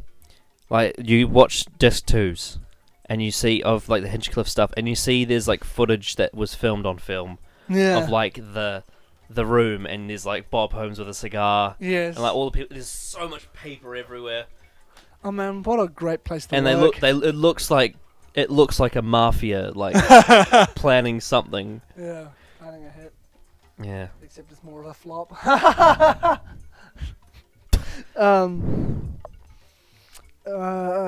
Yeah, the plot was interesting concepts, but let down by the tone and production. Yeah, there's not much more you can say to that. I mean, basically everything we did, we summed up in our individual little episode recaps as we went along. Yeah. There was definitely no tension. No, it was very flat by the end. Yeah. Not boring, but Yeah. just like, all right, Yeah. like a bit of a sigh. It was fine. But Yeah. whatever. Yep. Right. So, Nightmare of Eden is number 190 out of 241 on DWM. It is. Oh, gotta swipe. Yep. It is below Night Terrors. The Beast Below. can see The that one. Rebel Flesh. The Ark. New Earth. The Doctor's Daughter. The Hungry Earth. A bunch of other ones that I actually quite like Boomtown and all that, like Attack of the Cybermen. But yeah, no, this is. I can get why someone would prefer like the Rebel Flashes on a production if they prefer like shite CGI over shite practical effects. For some reason. But I honestly, they're like they are the same length in terms of duration, Yeah. and this is infinitely preferable for me. Same. It is above Planet of the Dead, Keys of Marinus, which I don't agree with. I love the Keys of Marinus. Victory of the Daleks, I'd agree with that. It's above the Smugglers. Yeah. Idiot's Lantern, very different story. Invisible Enemy, Yeah. In terms of where it is on the list, in terms of what it's above, apart from Keys of Marinus, it doesn't seem too off. No, like it's kind of lower quarter. Yeah. Sort of. I mean, I would probably maybe put it in terms of just like, if I was to just right now take the DWM as it is and place it where I wanted to, maybe slightly higher.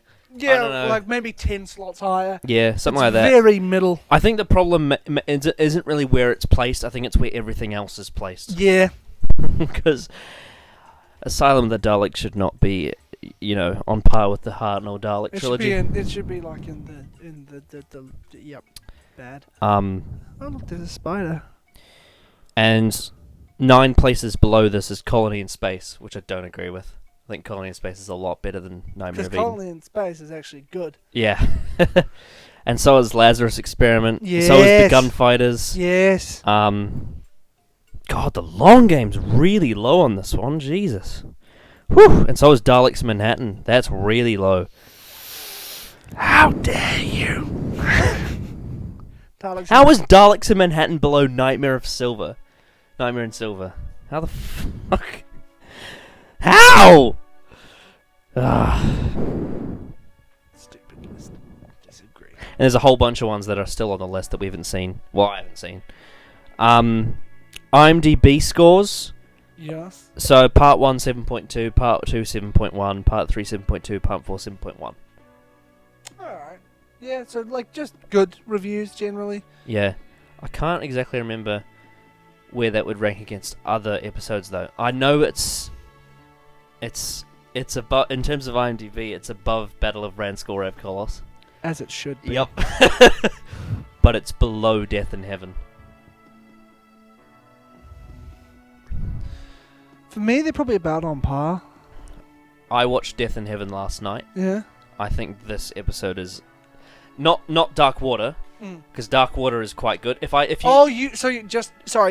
Death in Heaven. Just Death not in Dark Water and No, Death no, in no. Heaven. Gotcha. Not Dark Water and Death. Yeah. No. If it was Dark Water and Death in Heaven, I'd probably say that story's better than this one. But for sure. But if it's just Death in Heaven, probably this one. Yeah. Death in Heaven's a weird episode. It's bad. Bleh. Obviously the writer was Bob Baker, Bobby Boy. usually accompanied by Dave Martin. I'm not sure why he isn't on this one.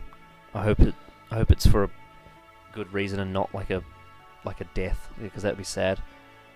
Imagine having to write without your, because they wrote so many stories together. Yeah. Oh well. I'm pretty sure they're both. I don't know. Might have to do my research, but I'm pretty sure they've both passed away anyway. A lot of them have. A lot of the Classic people writers. from back there. Script editor Douglas Adams. Yeah. So obviously this did, even if the tone was wrong, it was actually quite a funny story. Well, it's Douglas fucking Adams. Yeah. Me and my friend, when we were in high school drama, we were required to write a play about a moment in history. And my friend, like, this is the first time she and I we're now really good friends, but at this point, this is the first time we ever really spoke to each other. And she's like, I want to do it about the Roswell incident, the Roswell landing. I was like, yes, let's do it. And then my suggestion was, hey, can we make the main character's name Douglas Adams? And she's like, yes.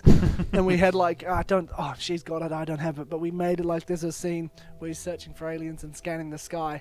And we had curtains on the back of the stage. And from the top of the curtain, we made on a fishing pole a silver, like, tin foil with an upside down bowl and some polystyrene, classic 1950s UFO saucer on some string and dangled it at the top of the stage. It was amazing. Anyway, that's just a personal tangent, but I love Douglas Adams. That's why I named a character after him. He's great. Read Hitchhikers, listen to Hitchhikers, watch the TV show, watch the movie. Watch Pirate Planet, watch City of Death. Yes, just watch. Douglas Adams, rest in peace. Yep. But yeah, I think in regards to fixing a potential disaster, I think he patched up some holes. If he was presented with a really dark... say he got... What's a dark New Who story? Midnight. Right, but we saw the Midnight Entity and it was crap.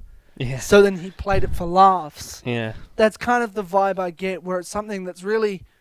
Or even turn left, but the thing on her back looks like a mandrel, basically. Like, right. So where he's just like, okay, this is a dark concept, but we can add some things in here. If that was the reason why it was edited the way it was, and not just to fit into the sort of... God, imagine Douglas Adams writing for the Mondasian Cybermen. That'll be so weird. It'd be so tonally weird. He'd find some way to make it hilarious, but it would be like, this is off. This is off, yeah. Oh, I reckon he could do sassy Daleks, though. Although, then again, Destiny of the Daleks is on the list. Ah. I haven't seen it, so... Apparently it's the worst Dalek story, but we'll see. We've seen Asylum of the Daleks. We've seen The Witch is familiar. That's a tough one, that one. Because it's a really bipolar story. Because the Dalek stuff is shit. Yeah. Davros stuff is kind of interesting until you listen to any of his Big Finish stories and you realize, oh, this is just very, very boring version of that. Also, when it's revealed that he was tricking him the whole time, even though that's not a twist because we already knew. I'm shocked. One of the Doctor's main antagonists for the last 40 years is still that antagonist. And also, in the middle of a Dalek attack, the Doctor brings out his sunglasses. Imagine how much better that story would have been, right? If that whole, if they went for the Series 9 sort of theme of healing and moving on, right? Davros is dying, and he legitimately wants to make amends with the Doctor. He does, and then Daleks come in and just can't accept this and can't process it, so they kill Davros. And that was the ending of the story, and the Doctor has to escape. He's like, okay, Davros, I'm going to find a place... Even though they actually kill him in Genesis of the Daleks. Yes. And obviously Davros would come back eventually, but for that specific story... And if you wanted for this theme of Series 9 to be like moving on and heartbreak, that would be a great place to start. You also have the Master in there trying to be a good person in the middle of this. If you start doing what she did in Series 10 and Series 9, yeah, there's so much potential that they wasted. Mm-hmm. And yeah, Series 8 Capaldi, not guitar sunglasses Capaldi, which is just... Anyone here for Dodgems? This is supposed to be a story about child Davros. And, yeah. And all the bullshit with the Daleks saying, oh, it could be saying I love you, but it's saying exterminate on the outside. Imagine, I'm so clever. The Daleks are like a cream egg, hard on the outside, soft on the inside. At the end of the day, everyone feels love.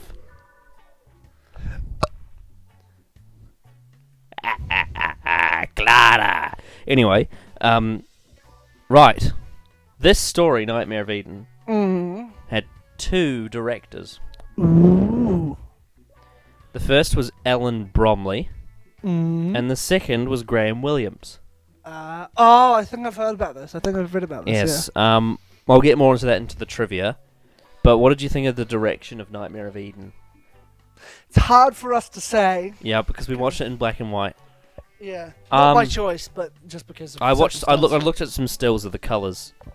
It looks charming enough. Why have you, I just found vodka. I don't drink, by the way, but I just found vodka laying around. Okay. I mean, if anyone's seen your unpopular opinion video, we all know you drink. I just, when it's midnight, I get very tired and very... That's it. Yeah. Anyway, move on. I don't drink. But yeah, it's hard to tell because it was black and white. But I didn't find it particularly bad. No, there was some good stuff in there. It's just, again, the production design and the mandrels kind of let it down a bit, Yeah. so tension was lost. Yeah. And also, if I remember, we'll get onto it in trivia, but I think there may be a good reason why some of it felt a bit rushed. Yeah. Right. So this is notable non-Doctor Who work for Alan Bromley. Yes. BBC Sunday Night Theatre, Mm-hmm. Compact, Yeah. Z Cars, Yeah. Melissa, A Man Called Harry Brent, An Enemy of the State, A Game of Murder, Yes. Take a Pair or Private Eyes, Yes. Ransom for a Pretty Girl, Mm-hmm. Girl in a Black Bikini, Yeah. The Big M, Yeah. Paul Temple, Yeah. Out of the Unknown, Yeah. Crown Court, Mm-hmm. Emmerdale, Yeah. and Coronation Street.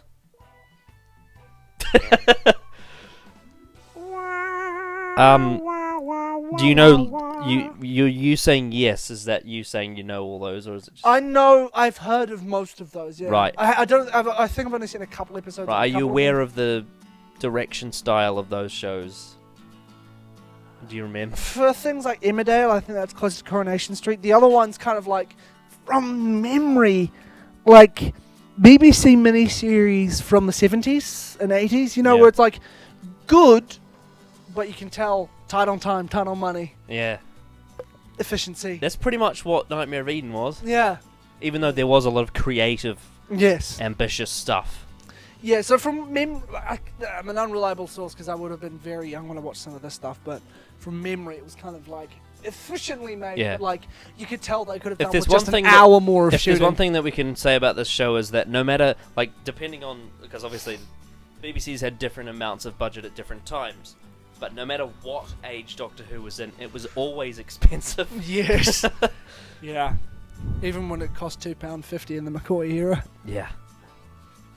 And sometimes it even looked great, somehow. When they're on the back foot 9 times Curse out of Fenric looks incredible. 10. So does Survival. I think so, other than like a couple I think it's dodgy- because they used a lot of location stuff. Yeah. Oh, and that's why Spearhead from Because Space. they couldn't afford to build studios. And that's why Spearhead from Space looks amazing, because it's 100% location and film. That's why the ending of Green Death looks amazing when he's riding off the sunset, because it's just mysterious. Oh, It reminds me of Brum. it does, yeah. Is Brum? No, that's a British thing, isn't it? Yeah, I'm sure it is. Because for a small second I thought it was Australian. Ah. Is Brum a thing over where you guys are? Let us know. Was it Brumby? Was it Brum or Brumby? I don't know. Was this? I feel like this is a Mandela effect thing, because I think you're right in calling it Brum, but I remember it as Brumby. Well, Brumby sounds Australian. Oh, then again, I did grow up in Australia, so maybe it was called Brumby in Australia. That'd be so funny. There's another version. Brumby. Brumby rode down the road on the wrong side. Right. Bloody So, hell. talking about the direction. Yep. Crew members working alongside him on the latter story, Nightmare of Eden, Yep. Because I think he did work on the Time Warrior as well. Yep. Faced some difficulty communicating with him on set because he was set in his ways, with Bromley ultimately leaving production midway through and producer Graham Williams directing the rest of the serial. Yes, I remember reading, maybe it was Tom Baker doing an interview or something somewhere where Tom Baker basically said, look, Lala Ward and I, we like to be kind of loose and have fun, closer to what Troughton used to do with Fraser Hines and stuff, where they would say what was written in the script, but not word for word. The meaning and intention behind all the lines was always there, but they kind of, freebirded it a little bit. Let me do my thing. Whereas the director was very, I'm old school television director. Yeah, we're doing it this way, otherwise you are fucking wrong, and I will eviscerate you with my eyes. Yeah. Kind of like. Yeah. That's probably why he would have worked well with John Pertwee, because John Pertwee was like, I'm going to say exactly what you tell me to do. That's why you can see him and Patrick, like, oh man, one of my favorite, I'm sure I've mentioned this on the show before. Like 3 times. Yeah, it's great. Everyone go watch that behind the scenes of the 5 Doctors, just for the Troughton and Pertwee interaction. Yeah. But yeah, Pertwee's one of the, he's one of the best at just reading lines. That's why he's the best. He's the best Doctor. No one's ever going to prove me otherwise. Oh yeah, well, that's cool. Unless they resurrect him and he comes back to play the Doctor, in which case he'll become the best again. Oh, that would be great if they resurrected the Doctors, though. Genie, please. Anyway, are we done talking about the direction? Yeah. All right. The music, of course, Dudley Simpson. Don't remember it. None of it stood out, really. It was very functional. Yes, I remember the intention of the music and hearing like it was what it didn't seem like it was distracting. Yeah. Let's just not forget something. Dudley Simpson started in season 2, and this was at the end of his run. Yeah, this was his last season. This is his last season on the show, so he is burnt out at both ends. Burnt out. That being said, City of Death. But honestly, like, I don't blame him. No, not at all. The fact that it still did its job as a testament. Like, similarly, like, if you look at some of the episodes in Series 10, Murray Gold is nowhere near bad, but he's just spinning his wheels slightly. Like, and then suddenly Heaven Sent happens. Well, that was Series 9, but I'm talking about Series 10. But for some of the episodes, it's like, there's only so much. It's only for so long that you can make these. He's doing good, but you can tell he's like, I'm ready to get out the door. Like hardly anything from Series 10 is like the all-time memorable Murray Gold stuff, you know? Yeah, absolutely. The majority of the stuff that stood out was reworking of older tracks. Yeah. Although I'm pretty sure Bill's theme was pretty cool. But we'll have to wait for ages for that fucking soundtrack. Yep, and also to watch it. Because Series 11 one's coming out tomorrow, I think. It's really OCD triggering, isn't it? I really want to hear the music that he did for when the first Doctor goes back. Vale Una. Yeah. There's some rips online that you can find. I know, but I want to hear the real deal. Yeah. Because Vale from the End of Time is one of my favorites, so I want to hear like another version of it. I want to hear every version of it possible. Yeah. Although, to be fair, the best use of that song is in Waters of Mars at the very end when Adelaide commits suicide. Chilling, man. And it's got an alternative violin section on it. That's way it's way more like intense. Yeah. Because like the standard one they use in End of Time is like the you know the one. I mean the big booming part is the bit that I use at the start of the Advent calendar. Yeah. But the one that they use in Waters and Mars is also way more sad. Did you notice during the Advent calendar? I noticed that on day 4, it sounds like the music is saying day 4. Day 4. Like, go back and watch it. It sounds like they're saying day 4 as it zooms into the 4. That's crazy. Yeah. Here is a human Dalek. Daleks in Manhattan is fucking underrated. Yeah, but anyway, Cannot wait for Jake to get to that. Yeah, I'm really interested. So I can feel vindicated or prove him wrong. One of my friends who I showed pretty much from Rose to Vincent and the Doctor, and then after that I stopped showing him for some reason. I wonder why. I don't even think that was the reason. I think it was just like couldn't organize it enough. I'm like, oh fucking, I can't be bothered anymore. Had to cut him loose from the group, unfortunately, because those guys now. The other one I just watched Death in Heaven. So I kind of count the other guy lucky because he got to watch all the good stuff. Yeah, that's true. Although he hasn't seen like of the Doctor, and he won't see Heaven Sent and Got Enough in Time, Doctor Falls, but whatever. And he'll miss the woman who fell to earth. Oh no! And the Saranga conundrum. Oh dear, the Pating. Although he likes small cartoon things, so maybe he would. The Pating's the least offensive part of that episode. Yeah. Because he, what was it? Yeah, but basically, he absolutely loved Daleks in Manhattan. Yeah. And it's because he loves American movies, like New York movies, like the Spider-Man movies. Yeah. He loves like cartoon New York stuff, and he loves Daleks. Oh, Absolutely yeah. loves Daleks. Pretty sure his favorite episode is Dalek. It's either Dalek or Blink. That's fair enough. Both are great. Yeah. I'm just sort of stretching out because I know that the video is going to run out soon. So I'm just like, anything else you want to say about Dudley Simpson?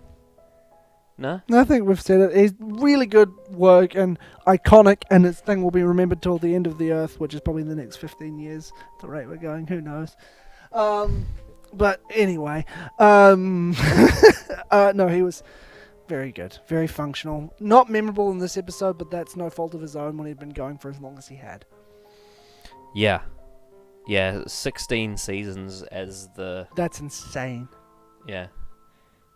He's one of the longest tenured people to work on the show. I think J&T was the longest though, wasn't he? Because he started as a floor manager in the Troughton era. Yes, yeah. And he was the producer until the end. very end, and even wrote Dimensions in Time. Wrote is a loose term. What time is it, Adam? What time is it for? Trivia? Yes. You're supposed to do the trivia! I guess that's remember when Jake tried to... Trivia! Remember when Jake...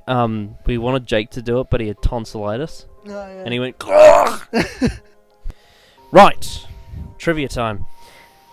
Fraxion was originally called xylophilin, or zip, but was changed so as not to sound appealing to children. Lala Ward strongly supported this change.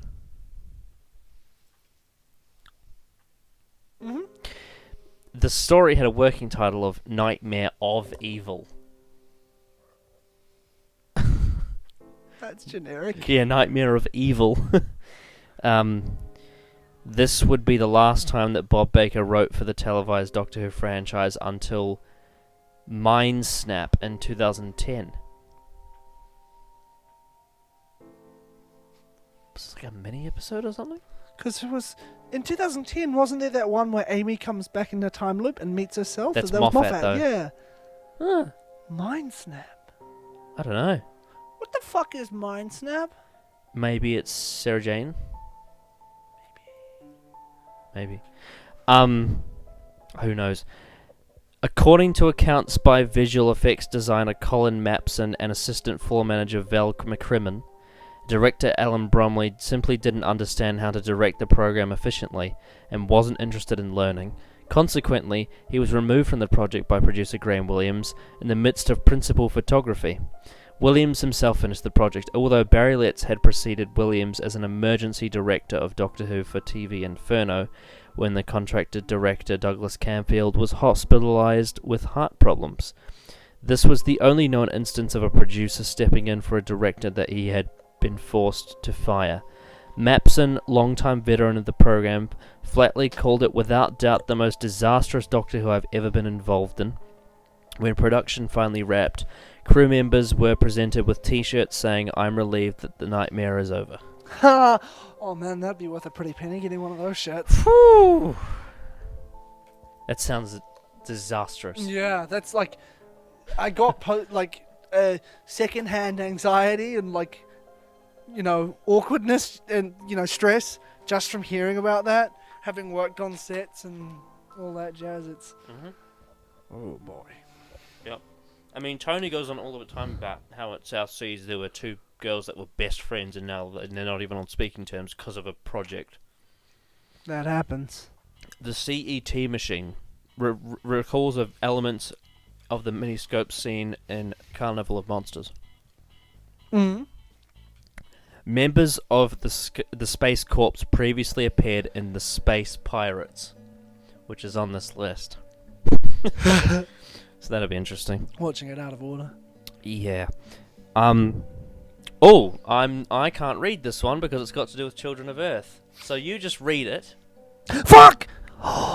Good thing you didn't read that. That is a massive spoiler. Fucking hell. I'll just read the next fact because I can't zoom in enough without. Yeah, you read out the rest of the page and then swipe, and then I'll read the rest. Mm-hmm. I just saw Children of Earth Day 4. I'm like, no, I can't read that. Nope. Fucking hell. But is it a cool bit of trivia? Yeah. But fuck, that's like the biggest spoiler. Wow. Jesus. I cannot wait for you guys to watch that. Jesus Christ. Can I please be the host for the Children of Earth? Yeah, of course you can. Hey! Everything from the Torchwood that I haven't seen onwards, you can be the host for, including Miracle Day. It's a double-edged sword. I've played myself. Alright, the Doctor and Romano arrive in the TARDIS using the randomizer from the Armageddon Factor. Right. Which I haven't seen, but it's on this list. Yes. Alan Bromley quit in the last block of shooting. Graham Williams took over. Apparently. Cool. Right. Good lord. That's so good that you didn't read that. All I saw was numbers and Children of Earth Day 4. That's all I saw. Good. Oh, boy. I've got a knack for avoiding spoilers. Oh, that was close. This is one of the few Fourth Doctor stories to have a strong moral message. In this case, against drug abuse and illegal drug trade. The drug in question was originally going to... Oh yeah, whatever. Blah, blah, blah. We already know that. So it was changed. Yeah. However, K9 still mentions Vraxion as having scientific code XYP. Okay. But yeah, apparently the story has an anti-drug message. Yeah. Alright then. Showing the deterioration of addiction and how it fucks people's lives up. That's true. But the problem is that we thought it was very funny. That was the issue. Yes. Jack Shepherd, I don't know who that is. I think he may have been the Colin Baker looking fella. No. No? He was a possible for Trist. Lala Ward was keen to omit anything which might appear to glamorize the narcotics trade. Yeah. So there was a lot of stuff that was censored. That's one that maybe I could understand is like drug use when little kids are watching it. That's a little bit of a complicated thing that you can't really do in a dark and real way without kids being just like either too sad or confused. I can't exactly remember how many it was, but I'm trying to remember what the viewership was for the Leisure Hive. Because I remember it went down. Wasn't it about 6? It went 6 and then it went down to like 4.5, I think. Something like that. So that was around 1 year after this one. Yeah. Right? So part 1 of this story got 8.7. Good. Part 2 got 9.6. Good. Which is like as much as like Rose. That's, yeah. That's crazy. Part 3 got 9.6 and part 4 got 9.4. That's really good. It's really good. Yeah. Well done. Ratings to dream for. Coming off, although to be fair, that is a big drop from City of Death, which got 16. Well, that's the most viewed ever. Yeah. So it's hard to compare. It's like, how did that happen? It was just a fucking great story. Lightning in a bottle. Because it's so much fun. Because it was part 4 that got the most viewership. Yeah. City of Everyone's Death. probably just City of word of Death mouth. is incredible. Yeah. conclusion and rating out of 10 for Nightmare of Eden. It's all right. If you're gonna be a completionist, it's worth watching once. It's inoffensive, not as bad as what the production sounds like it could have been. It's not a disaster like the film I hate watch that I told you about. It's not like it's not a disaster like some of the other ones on this list. like Leisure Hive. Yeah. This is a cohesive story that falls just a little bit too flat, too much for it to be really, really good, but it's okay. My rating is a 5.5 out of 10. Yep. Nightmare of Eden is a really brilliant idea, but dragged down by issues, seemingly disastrous. However, they managed to stitch together an entertaining enough story, passable enough, 6 out of 10. Yep, I agree. And it was, entertaining. Question: is it worse than Hellbent? No, League's better. Hell yeah. Because this was inoffensive. Hell yeah, it was inoffensive. Right. Now we get to the fun bit. Woo. So, obviously, if you are unaware, at the end of these Worst of Classic Who videos, we have to defend an episode of Doctor Who against Hellbent. I feel like we should format this like a courtroom and have them be like, the judge or maybe the jury because they're observing. But we're like, ladies and gentlemen of the jury, we present you with the evidence of the fact that Hellbent is a sin, and this is not that, Your Honor. I mean, Let's Kill Hitler should go free. I'm pretty sure out of all the videos that we've had, the most turbulent one was the End of Time versus Hellbent video. The most comments to views is that one. Yeah. It is the most... And the amount of content on them as well. It's a big one. Yeah. This one and the other ones that we've done already that we probably haven't well, seen. They would have seen it by now. It was Doctor Wit in the Wardrobe was the second, and then Last of the Time Lords was the third, I think. Well, because Last of the Time Lords is actually good. Yeah, it's great. But this time we're going to be going back to the Smith era with Let's Kill Hitler, suggested by Brighter. All right, Brighter. So he's got his say on it. Mm-hmm. So Brighter is actually along with us on a lot of opinions. Yes, usually we're pretty much like... Hellbent is his second least favourite. He hates it. But Let's Kill Hitler is his least favourite episode. And this is his reason. The Doctor, a connoisseur of human history, an alien that loves the human race for all its faults, has been present at many of the defining moments in Earth's history, finds himself at the heart of the human species version of the Daleks, which of course is the Nazis.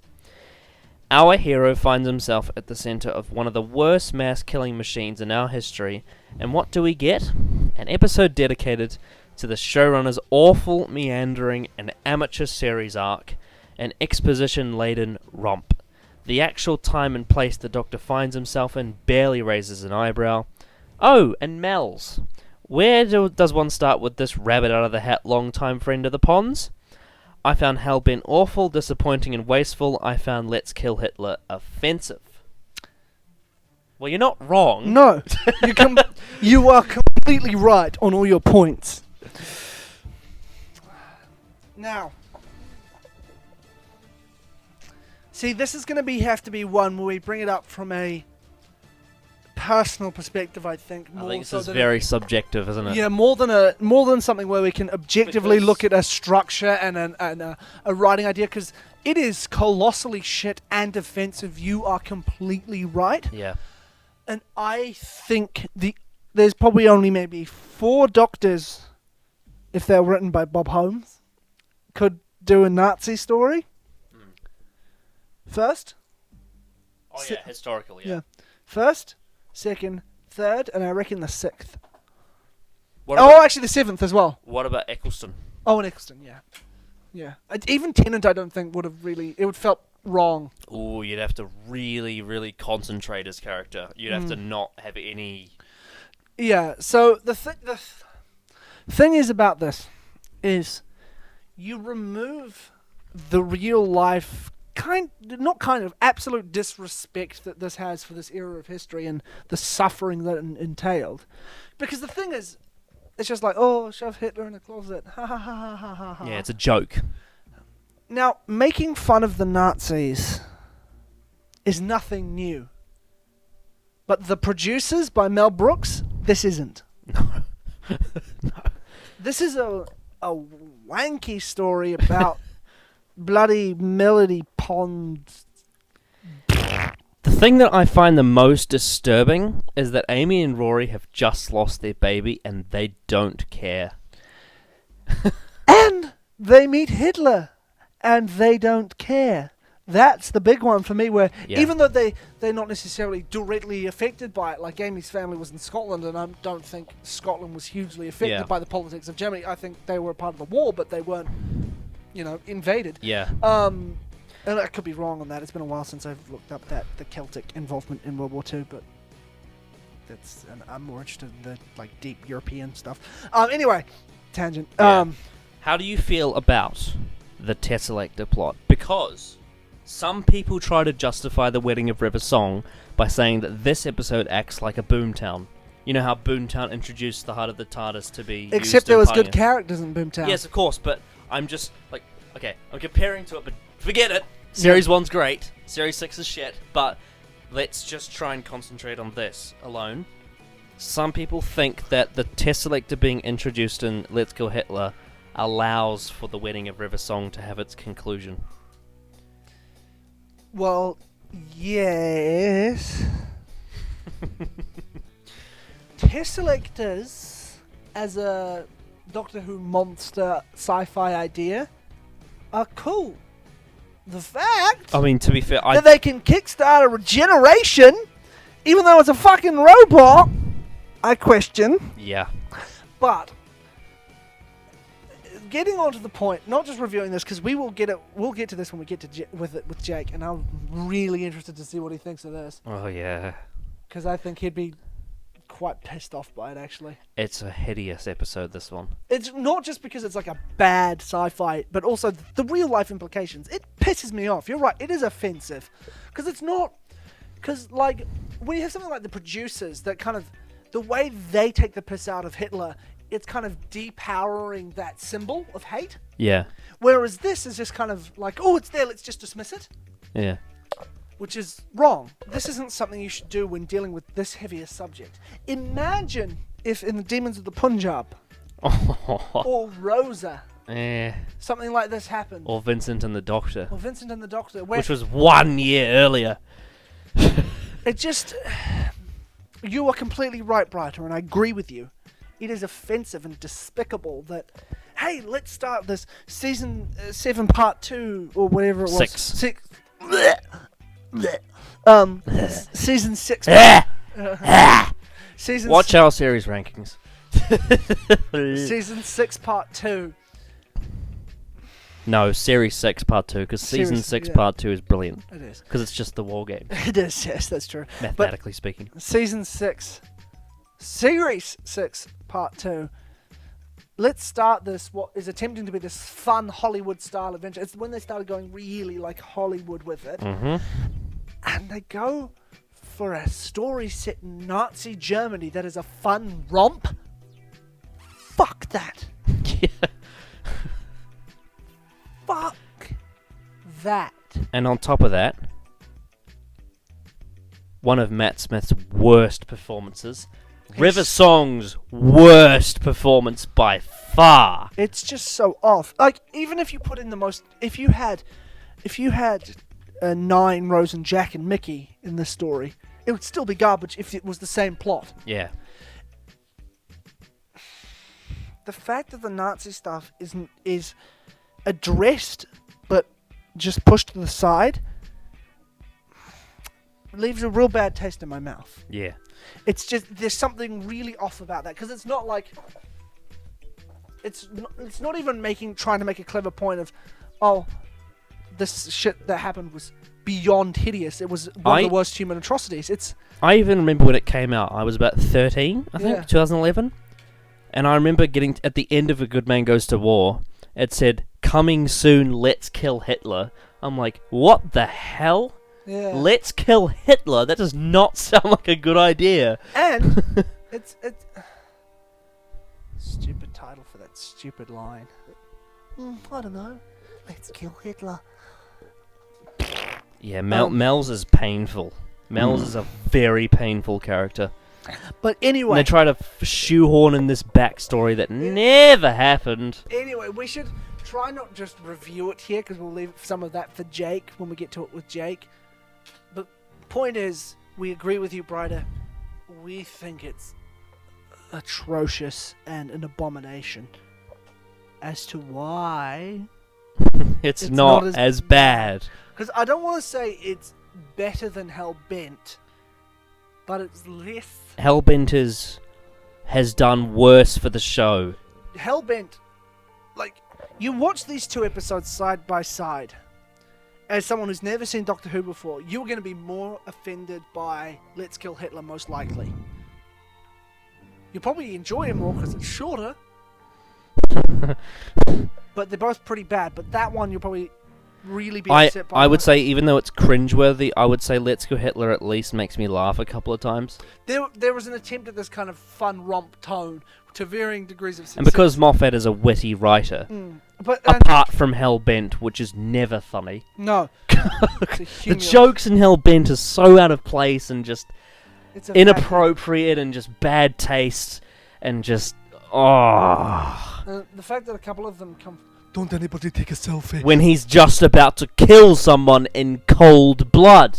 What if in the end of time the Doctor looks at Rassilon with his gun and he says, "Don't take a selfie," or "Don't take a selfie"? No, more accurately, points his gun at Wilfred Yeah. because he was his ally. Yeah. The General's the one who saved the Doctor when Rassilon came and faced him. For fuck's sake!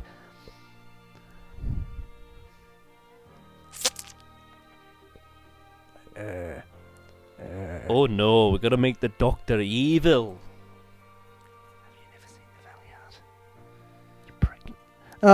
There's a way to do it, and there's a way not to do it. Yes, and the thing is, the characterization of the Doctor, it is Capaldi's worst and it's Smith's worst, respectively, in these two episodes. But Capaldi's one is so law-breaking, not L-A-W, L-O-R-E, law-breaking, and the story is so plodding and messy and terribly structured. That being said, so is Let's Go Hitler, but in just sort of in a different way. Yeah. Because Let's Go Hitler is poorly structured, but it does have forward momentum. Exactly. It keeps moving forward. It keeps... If you switch your brain off... The biggest defense I can make of Let's Kill Hitler is it's shorter.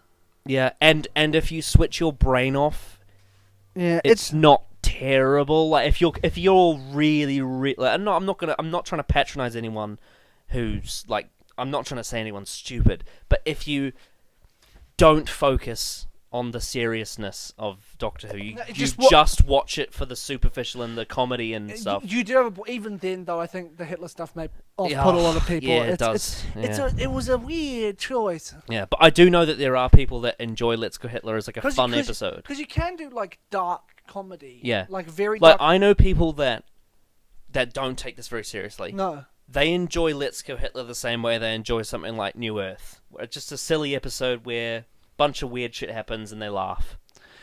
Yes, that is fair enough. And the thing is, like, I know this isn't a strong reason why... Because, again, this is going to be...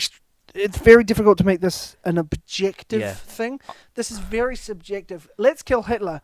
I was already pretty down in the dumps on the show at this point. I was like, whatever. This came out, I was like, ugh, it just added fuel to the fire. Hellbent, like it's like I went to a chiropractor and I had a curve in my spine. I might have a curve in my spine. I have a lot of sore back. I get a sore back all the time. I need to go see a chiropractor. Anyway, for my analogy, say I have a curved spine.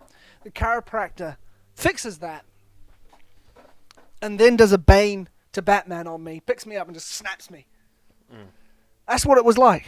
Yeah, and also... Whereas Let's Kill Hitler, in its Series 6 garbage presentation, it's also surrounded by garbage. Yeah, because this is another point I was going to make is a lot of why some people hate it is because it comes after A Good Man Goes to War. But the problem is, you and I aren't the biggest fan of A Good Man Goes to War, and A Good Man Goes to War is a very popular episode with Smith fans. It's one of the, it's one of like, it's up like A Good Man Goes to War is like the journey's end for Smith fans in a lot of ways. Like it's kind of like the one that everyone loves because it's the big one. Yeah. Whereas like we just don't get a lot out of it. No. And because A Good Man Goes to War wasn't this high, Let's Go Hitler doesn't feel like that big of a drop. Exactly. As much as Heaven Sent and Hell Bent, which is a catastrophic drop. Yeah. Or like even, because I think I made comparisons in the End of Time one. It was like End of Time comes after Waters of Mars. Some people that really hate End of Time is because Waters of Mars is so amazing. And the thing is, trying to keep it as isolated as I can, just these two stories. Moffat at his worst when he's being silly, I don't find nearly as offensive Moffat at his worst when he's trying to be serious and fails. Yeah. Because it comes across as patronizing, arrogant, boring, wrong-headed, pretentious as well, bitter, twisted, and not in a clever Rob Sherman or Russell It's pretentious. Way. It's really pretentious and patronizing and insulting. Yeah, and the fucking insane thing is, when he's good doing this heady stuff, he's brilliant. But when he's garbage, it's the worst television you'll ever watch. And the thing is, his comedy like really grates on me, and I think the Hitler thing was a stupid choice, setting it during Nazi Germany. That was fucking appalling. Fucking appalling. Especially because it's not even like an ancient historical thing, like you know, way back when, like in ancient Rome or even feudal Japan or somewhere where there was lots of blood and violence all the time. Yeah. But because that's so far removed from real life now, we're like, okay, that's just people who have been dead for centuries. Whereas these people died, 80, 90 years ago? Yeah. In a horrible situation. There are people still around who were kids when that was happening. And say, their escape is Doctor Who. And then suddenly they just say, let's put Hitler in the closet. That's going to sicken them. Yeah, and this is beyond a realm of like what's politically correct, because this is actually something that's really, really sensitive. Like, this is not just like it's not like something where it's like I'm arguing that this is offensive. This is something where it's like this is objectively offensive. This isn't something where you look at something and you say, I think this could be quite problematic because of these reasons, and then you try and bring it up and there was a debate over it. It's like compare this to like okay, so a very common political correctness thing. I think when my dad, when I was a kid, the first time my dad told me what political correctness was some people believe that we should have, like on playgrounds, kids' playgrounds, a lot of people believe that we should let kids fall and learn. Like that's the sort of like non-PC way of looking at it. It's like they'll hurt themselves, but they'll learn from it. Then the other side of it is let's put plushy pillows under them so that they don't hurt themselves because we got to protect them, right? So that is like a form of like that like you could argue that that's political correctness or not. This is completely different. Yeah, because that one there is things you can actually like dissect and have a conversation. Whereas this is recent in the grand scheme of things. Yeah. Important. This is a story about a man who killed millions of people because fascism. Because he was an insane asshole. Yeah. And it's played off for laughs. He's played like he's like, what's going on? He's like, this.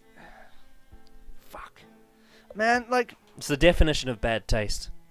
I mean, I was saying before about the fact that the dude who slaps Ryan in the beginning of Rosa has more power in a scene than Hitler. Yeah. Goes to show how bad Let's Kill Hitler is. Yeah. It's sad because like Moffat, like he just doesn't care. Like Dark Water, Death in Heaven has some bad taste in it as well. Nowhere near the cremation stuff. Yeah, I mean it's nowhere near as bad as Let's Go Hitler, but it's pretty bad. And like it would really upset certain people. Yeah, like my friend who was sitting next to me last night watching it, he was like, his uncle had recently been cremated, and he's like, Jesus Christ, that's really sad. Family show. Yeah. Yeah, and it's worse here because it's played for a joke. It's a piss take of Hitler, and it's not a good one. But It's not a good one. As I said with the producers, it's not like a depowering thing that's coming from. I mean, in the case of Mel Brooks, it's a Jewish writer, so it's more. I mean, that is something that's a whole nother conversation of what is right and wrong in doing comedy, dealing with heavy subjects. I don't get how Philip Hinchcliffe can get booted off for Deadly Assassin being too violent, yet Moffat just runs around and does whatever the fuck he wants and never gets punished. Because they were making shit tons of cash because, oh, Matt Smith's quirky and people love it. So let's keep giving him whatever the fuck he wants. Yeah, that's right. Because I think it was like Impossible Astronaut was a massive hit on BBC America. Well, it's when America. And also,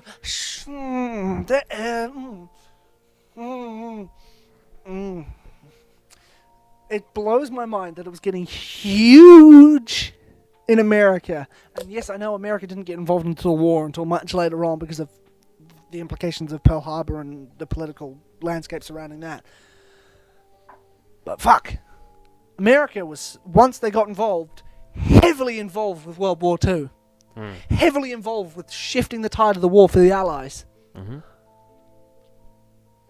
When you're trying to reach that market, I don't get it. I don't understand.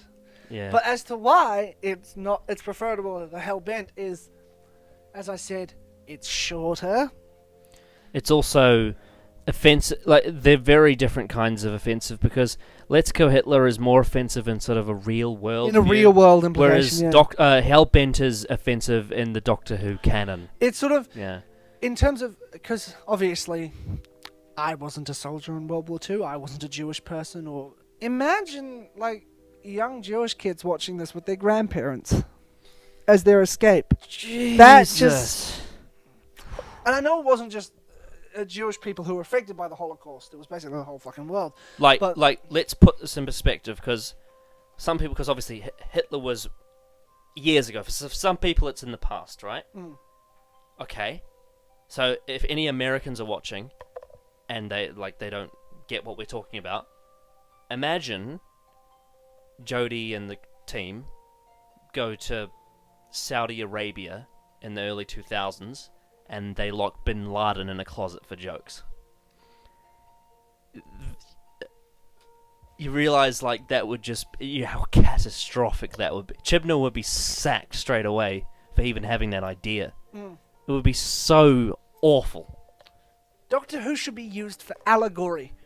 You have the Daleks there, so you can tell moral stories about what the dangers of this particular type of government are, Yeah. without actually having to show kids Nazis. Yeah, and imagine an actual standoff where the Doctor meets Hitler.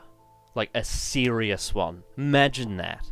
So funny how we're, like, supposed to be defending the story against Hellbent. I can't defend it. No. I can only say subjectively, from a personal perspective, it didn't make me feel like I'd wasted every hour of my life that I spent watching Doctor Who. And I completely understand why. And from, to take away the offensive part of it, just from a story perspective, the return of Gallifrey is a far bigger deal to the show than the potential of a Hitler episode, I think. Yeah. Yeah. It's- And the Clara story, I think, even though they're both terrible, I think the Clara story is worse than the River story, because the River story is horrible, but there are small parts of it that I can be like, I can see why someone would like this. Whereas with the Clara stuff, I just can't do it. No, yeah. It's so That's- bad. Like the River to me, as you may know, not a big fan of it all. In the Smith It era, was in your like, 5 garbage because it's funny, companions. because like the only stories where I really like her are first and last. Yeah. And I haven't heard her in Big Finish yet, so That'd be interesting. I'm sure she's great in Big Finish because they always take things that I don't like and make them fantastic, or things I do like and make them better. Derek Jacobi. Mm. Although it's hard to make him better because he's already perfect. Yeah. It's literally the only thing that was the fault with Derek Jacobi is I wanted more. They need to bring back John Sim. More John Sim, please. Yes. And why not Michelle Gomez? Why not? Well, they're doing that. Are they? I'm pretty sure in the next River Song Diaries, it's Derek Jacobi, Eirich Roberts, and Michelle Gomez. And Jeffrey Beavis? Oh, yeah. Him too. Shit. I'm pretty sure there's 4 masters in one story. Fuck. Or one box set. So it's at least. all of them except for John Sim that are alive. And the other Big Finish one, who's not in the bald guy. All right, yeah. Um, He's semi-canon. But other than the live action ones, I think, no, he's the only one. Unless it's a surprise. But I doubt it. But imagine. John Sim. No, because if they were going to bring back John Sim, They'll be they'd like, put- hey, buy the box set. and we get a million bazillion, Yeah. like, anything with John Sim and David Tennant and Billy Piper on it would just get a billion bazillion copies. In the meantime, we're getting Paul McGann and Derek Jacobi. Yeah. And we're getting Tennant, Donna, and Wilfred. Surely Volume 4. Fucking watching you, Nick Briggs. Actually, no, please hire me. I don't know how it would work in the canon, but fuck it, they need to bring Captain Jack and the 10th Doctor to Big Finish together. I just... yeah, I really want to work for Big Finish, man. And Like, they need to get Eccleston on board. if you could get Tom Baker... And Christopher Eccleston and David Tennant and Capaldi. Capaldi's the one, man. Oh, he's gonna destroy Big Finish when he gets there. He's gonna steal the scene. Yeah, like... He's gonna be so good. It's possible, with a few good Big Finish stories under his belt, he's going to be my favourite. It's possible with any of them, really. That's true, but I think Yeah. Capaldi has the most potential for if they get that Doctor right. You watch him in interviews, he is electric. Mm.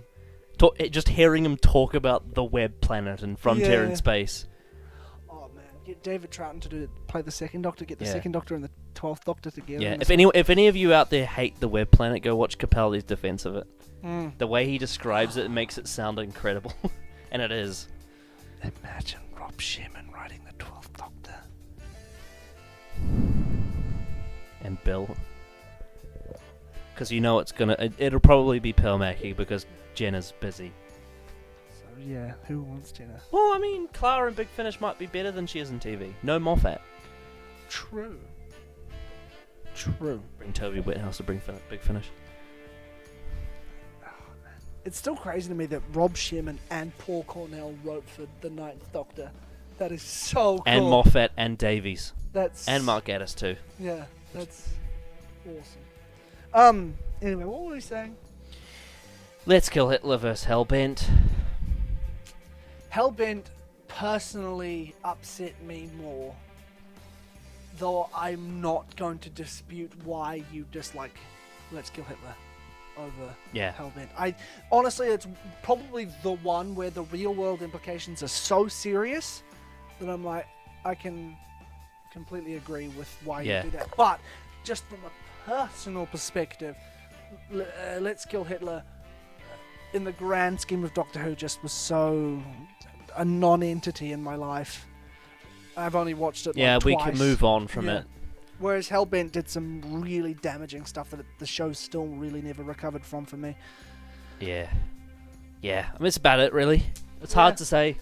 There's probably going to be... I'm pretty sure... I have a feeling politically, this video is probably going to be our most divisive one. Maybe. I know that Surf Widow has Let's Go Hitler in her top 10. Correct me on that if you you're know, wrong. Yes, if that is right. Yeah. I think that was. Surf Widow, please tell us why. I'm really interested to hear what it is that you like about it, because you clearly have very different opinions to us, and that's kind of what we want. Yeah. That we really want to hear what... Yeah, I like being challenged. Exactly. I loved, like, even though it's shocking, like, the reveal that Jake liked but didn't love Empty Child Doctor Dancers. I know. Oh, Because literally everyone loves that story. yeah. And he's like, it's He's good. the only person I've ever met that doesn't love it. He's the only one who I've shown it, and he's been like, because I have a mate, my best friend in the world. Hi James, if you're watching this.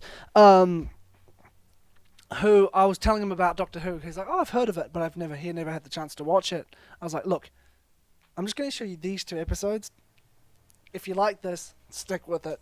And he's like, fuck, that's so good. And then he went back and watched it proper. Nice. But And he just adored it, and same with his girlfriend when we showed her that as well. Oh, yeah, and, yeah. And just branching out from there. I think you told me about when she didn't she see Utopia? You tell me about that? Yes, we showed a series 3 all in one day. We started at 10 a.m. and finished at whatever, like nearly That sounds midnight. amazing. It was, but James cleverly had shown her clips from the classic show. Specifically, like he's just like, oh, let's just watch some random stuff just to get versed in the lore. Deliberately showing her about 3 master clips in the middle of it. He's like, oh, that's kind of like the Doctor's version of Moriarty. She's like, oh, okay. So then when he's like, she's like, oh shit! It was great. I can't wait for Jake. Oh, Yes, Jake. Jake. oh yes, coming soon. Ooh, Although maybe have already come. Who knows? who knows? Depends how fast I can edit. Right. Have we set our piece on Let's Go Hitler? Yeah, I don't want to talk about it anymore. It just leaves a bad taste in my mouth. Yeah, we'll get more into it when we get to the review of Let's Go Yeah. Hitler. I hope that sort of angry ramble was interesting for you, Brighter. Because you always leave really interesting comments and we appreciate it. So we God, hope. there's that fucking scene where it's got little Amy in it for some reason, and she's like, I am not little Amy, I'm a user interface. Oh, that's right. And then it turns into Rose, then Martha, then Donna, Yeah. then Amy. And he's like, Yeah. more guilt. More guilt. Why would you feel more And guilt? then the Doctor's on the floor like, help me! And she's not even real, and it's just so annoying. Yeah. You know what would have been cool? Is if it was the Ninth Doctor projection that showed up. Have a good life. Oh my god. Imagine if it was a serious Hitler episode, and he, like, Matt Smith had lost his mind because he's in the middle of Nazi Germany, Yeah. and then he accidentally pushes a button, and that message from the Parting of the Ways plays, And reaffirms and be like. and then, like, typically this would happen, but you'd have I'm the Doctor playing when he realizes what he has to do. And in that situation, it would work. Oh. Bum bum bum ba-dum bum bum ba-dum dum dum da-dum dum. And because it's the TARDIS, it changes from Have a Good Life Rose to Have a Good Life Doctor. Yeah. Because I'm sure you could get like an audio clip of the Ninth Doctor saying Doctor. And then I'm the Doctor. This is Rose Tyler. She's my +1. Is that alright? oh man. Oh, what's the name of that fan audio? Oh yeah. Exhausted Supplies. And there's another one called Cold Open. It's basically Big Finish production, quality, on YouTube for free. I don't want to spoil it, just go find Exhausted Supplies Doctor Who fan audio and Cold Open. If you're a fan of the Ninth Doctor. Also, completely unrelated, but I just had a thought, because The Contrary Bastard, as we know, you know that one on YouTube. Yes. He uploaded a top 10 worst 60 stories Mm-hmm. and put Tomb of the Cybermen and Enemy of the World on it. Fuck it. And The 10th Planet. Does this prick hate Cybermen? But number 1 was Yep. The Dominators. So at least he has some sense. Some sense. But The Smugglers wasn't on it. Tomb of the Cybermen was, and The Smugglers wasn't. Somehow. Yeah, but he said Human Nature Family of the Blood was bad. He said it was the worst story of Series 3. When you put Paul Cornell below Chibnall, mate, we'll have words. I mean, there's people that like... pretty sure there's people... I've seen someone say they like dinosaurs on a spaceship more than Father's Day. To be fair, if you like that Amy Dr. Rory dynamic, maybe. It's people's opinion, but... They both got dads in them. Yeah? The dad's probably the best part. But one's about a dad and one's not! Right? Oh, what? One of the episodes is actually about the dad. Oh yeah, the other one, he's just there. He's just there. He's like, hello, I'm from Harry Potter. Let's ride some dinosaurs. Playing Oh the- no, I'm being licked. Oh, there's Filch. We're in the same movie. Oh, well, I own a dinosaur spaceship for no Women are reason. made of glass. Talk about tonal weirdness, like comparing to Nightmare of Eden. That's a story about dinosaurs and it's aimed at 4-year-olds, and then the Doctor kills them in cold blood. Also, on David Bradley, why did they make the first Doctor so wrong? Why did they make him women are made of glass? Why did they make him... Why? I have... That's what Moffat went out on. I'm just wondering if that was Moffat or if that was BBC. I sometimes feel like Moffat had only seen, like, bits and pieces of classic Who. Well, yeah, I'm pretty sure he said in an interview in a magazine in the 90s that everyone before the 80s was a hack. And every 60s story apart from the first one was bad.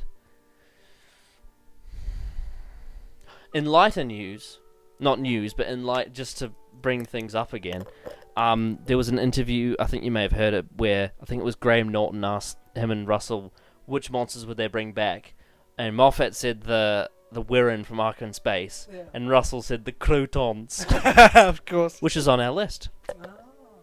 The Croutons. I love Russell, man. And Moffat.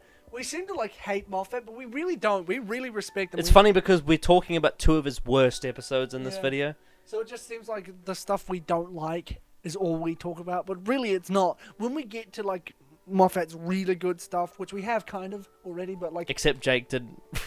Although, to be fair, he did really like Girl in the Fireplace. Yeah, because he's got some sense. Yeah.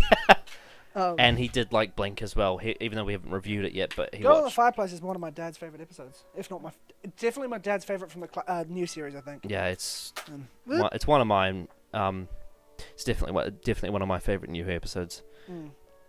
Yeah. It's brilliant. It only, like, I don't think we mentioned it in the honourable mentions for the top 10. I did. Oh, yeah. I did, yeah. But it was... Yeah, it should have been there. I gave it a 10 out of 10 on our review. So, of course, it would be in my honourable mentions. I was about to say, what did I do? You gave it a 9. You gave it a 9. Was that the one I did a filming for? Thing? Yeah. You did a filming and you said you gave it a 9, and you That's said, right. we'll get to 10s. Oh, yeah, we will. I think I've already spoiled it in one of the... Yeah, but that's alright. Jake doesn't know. No, that's...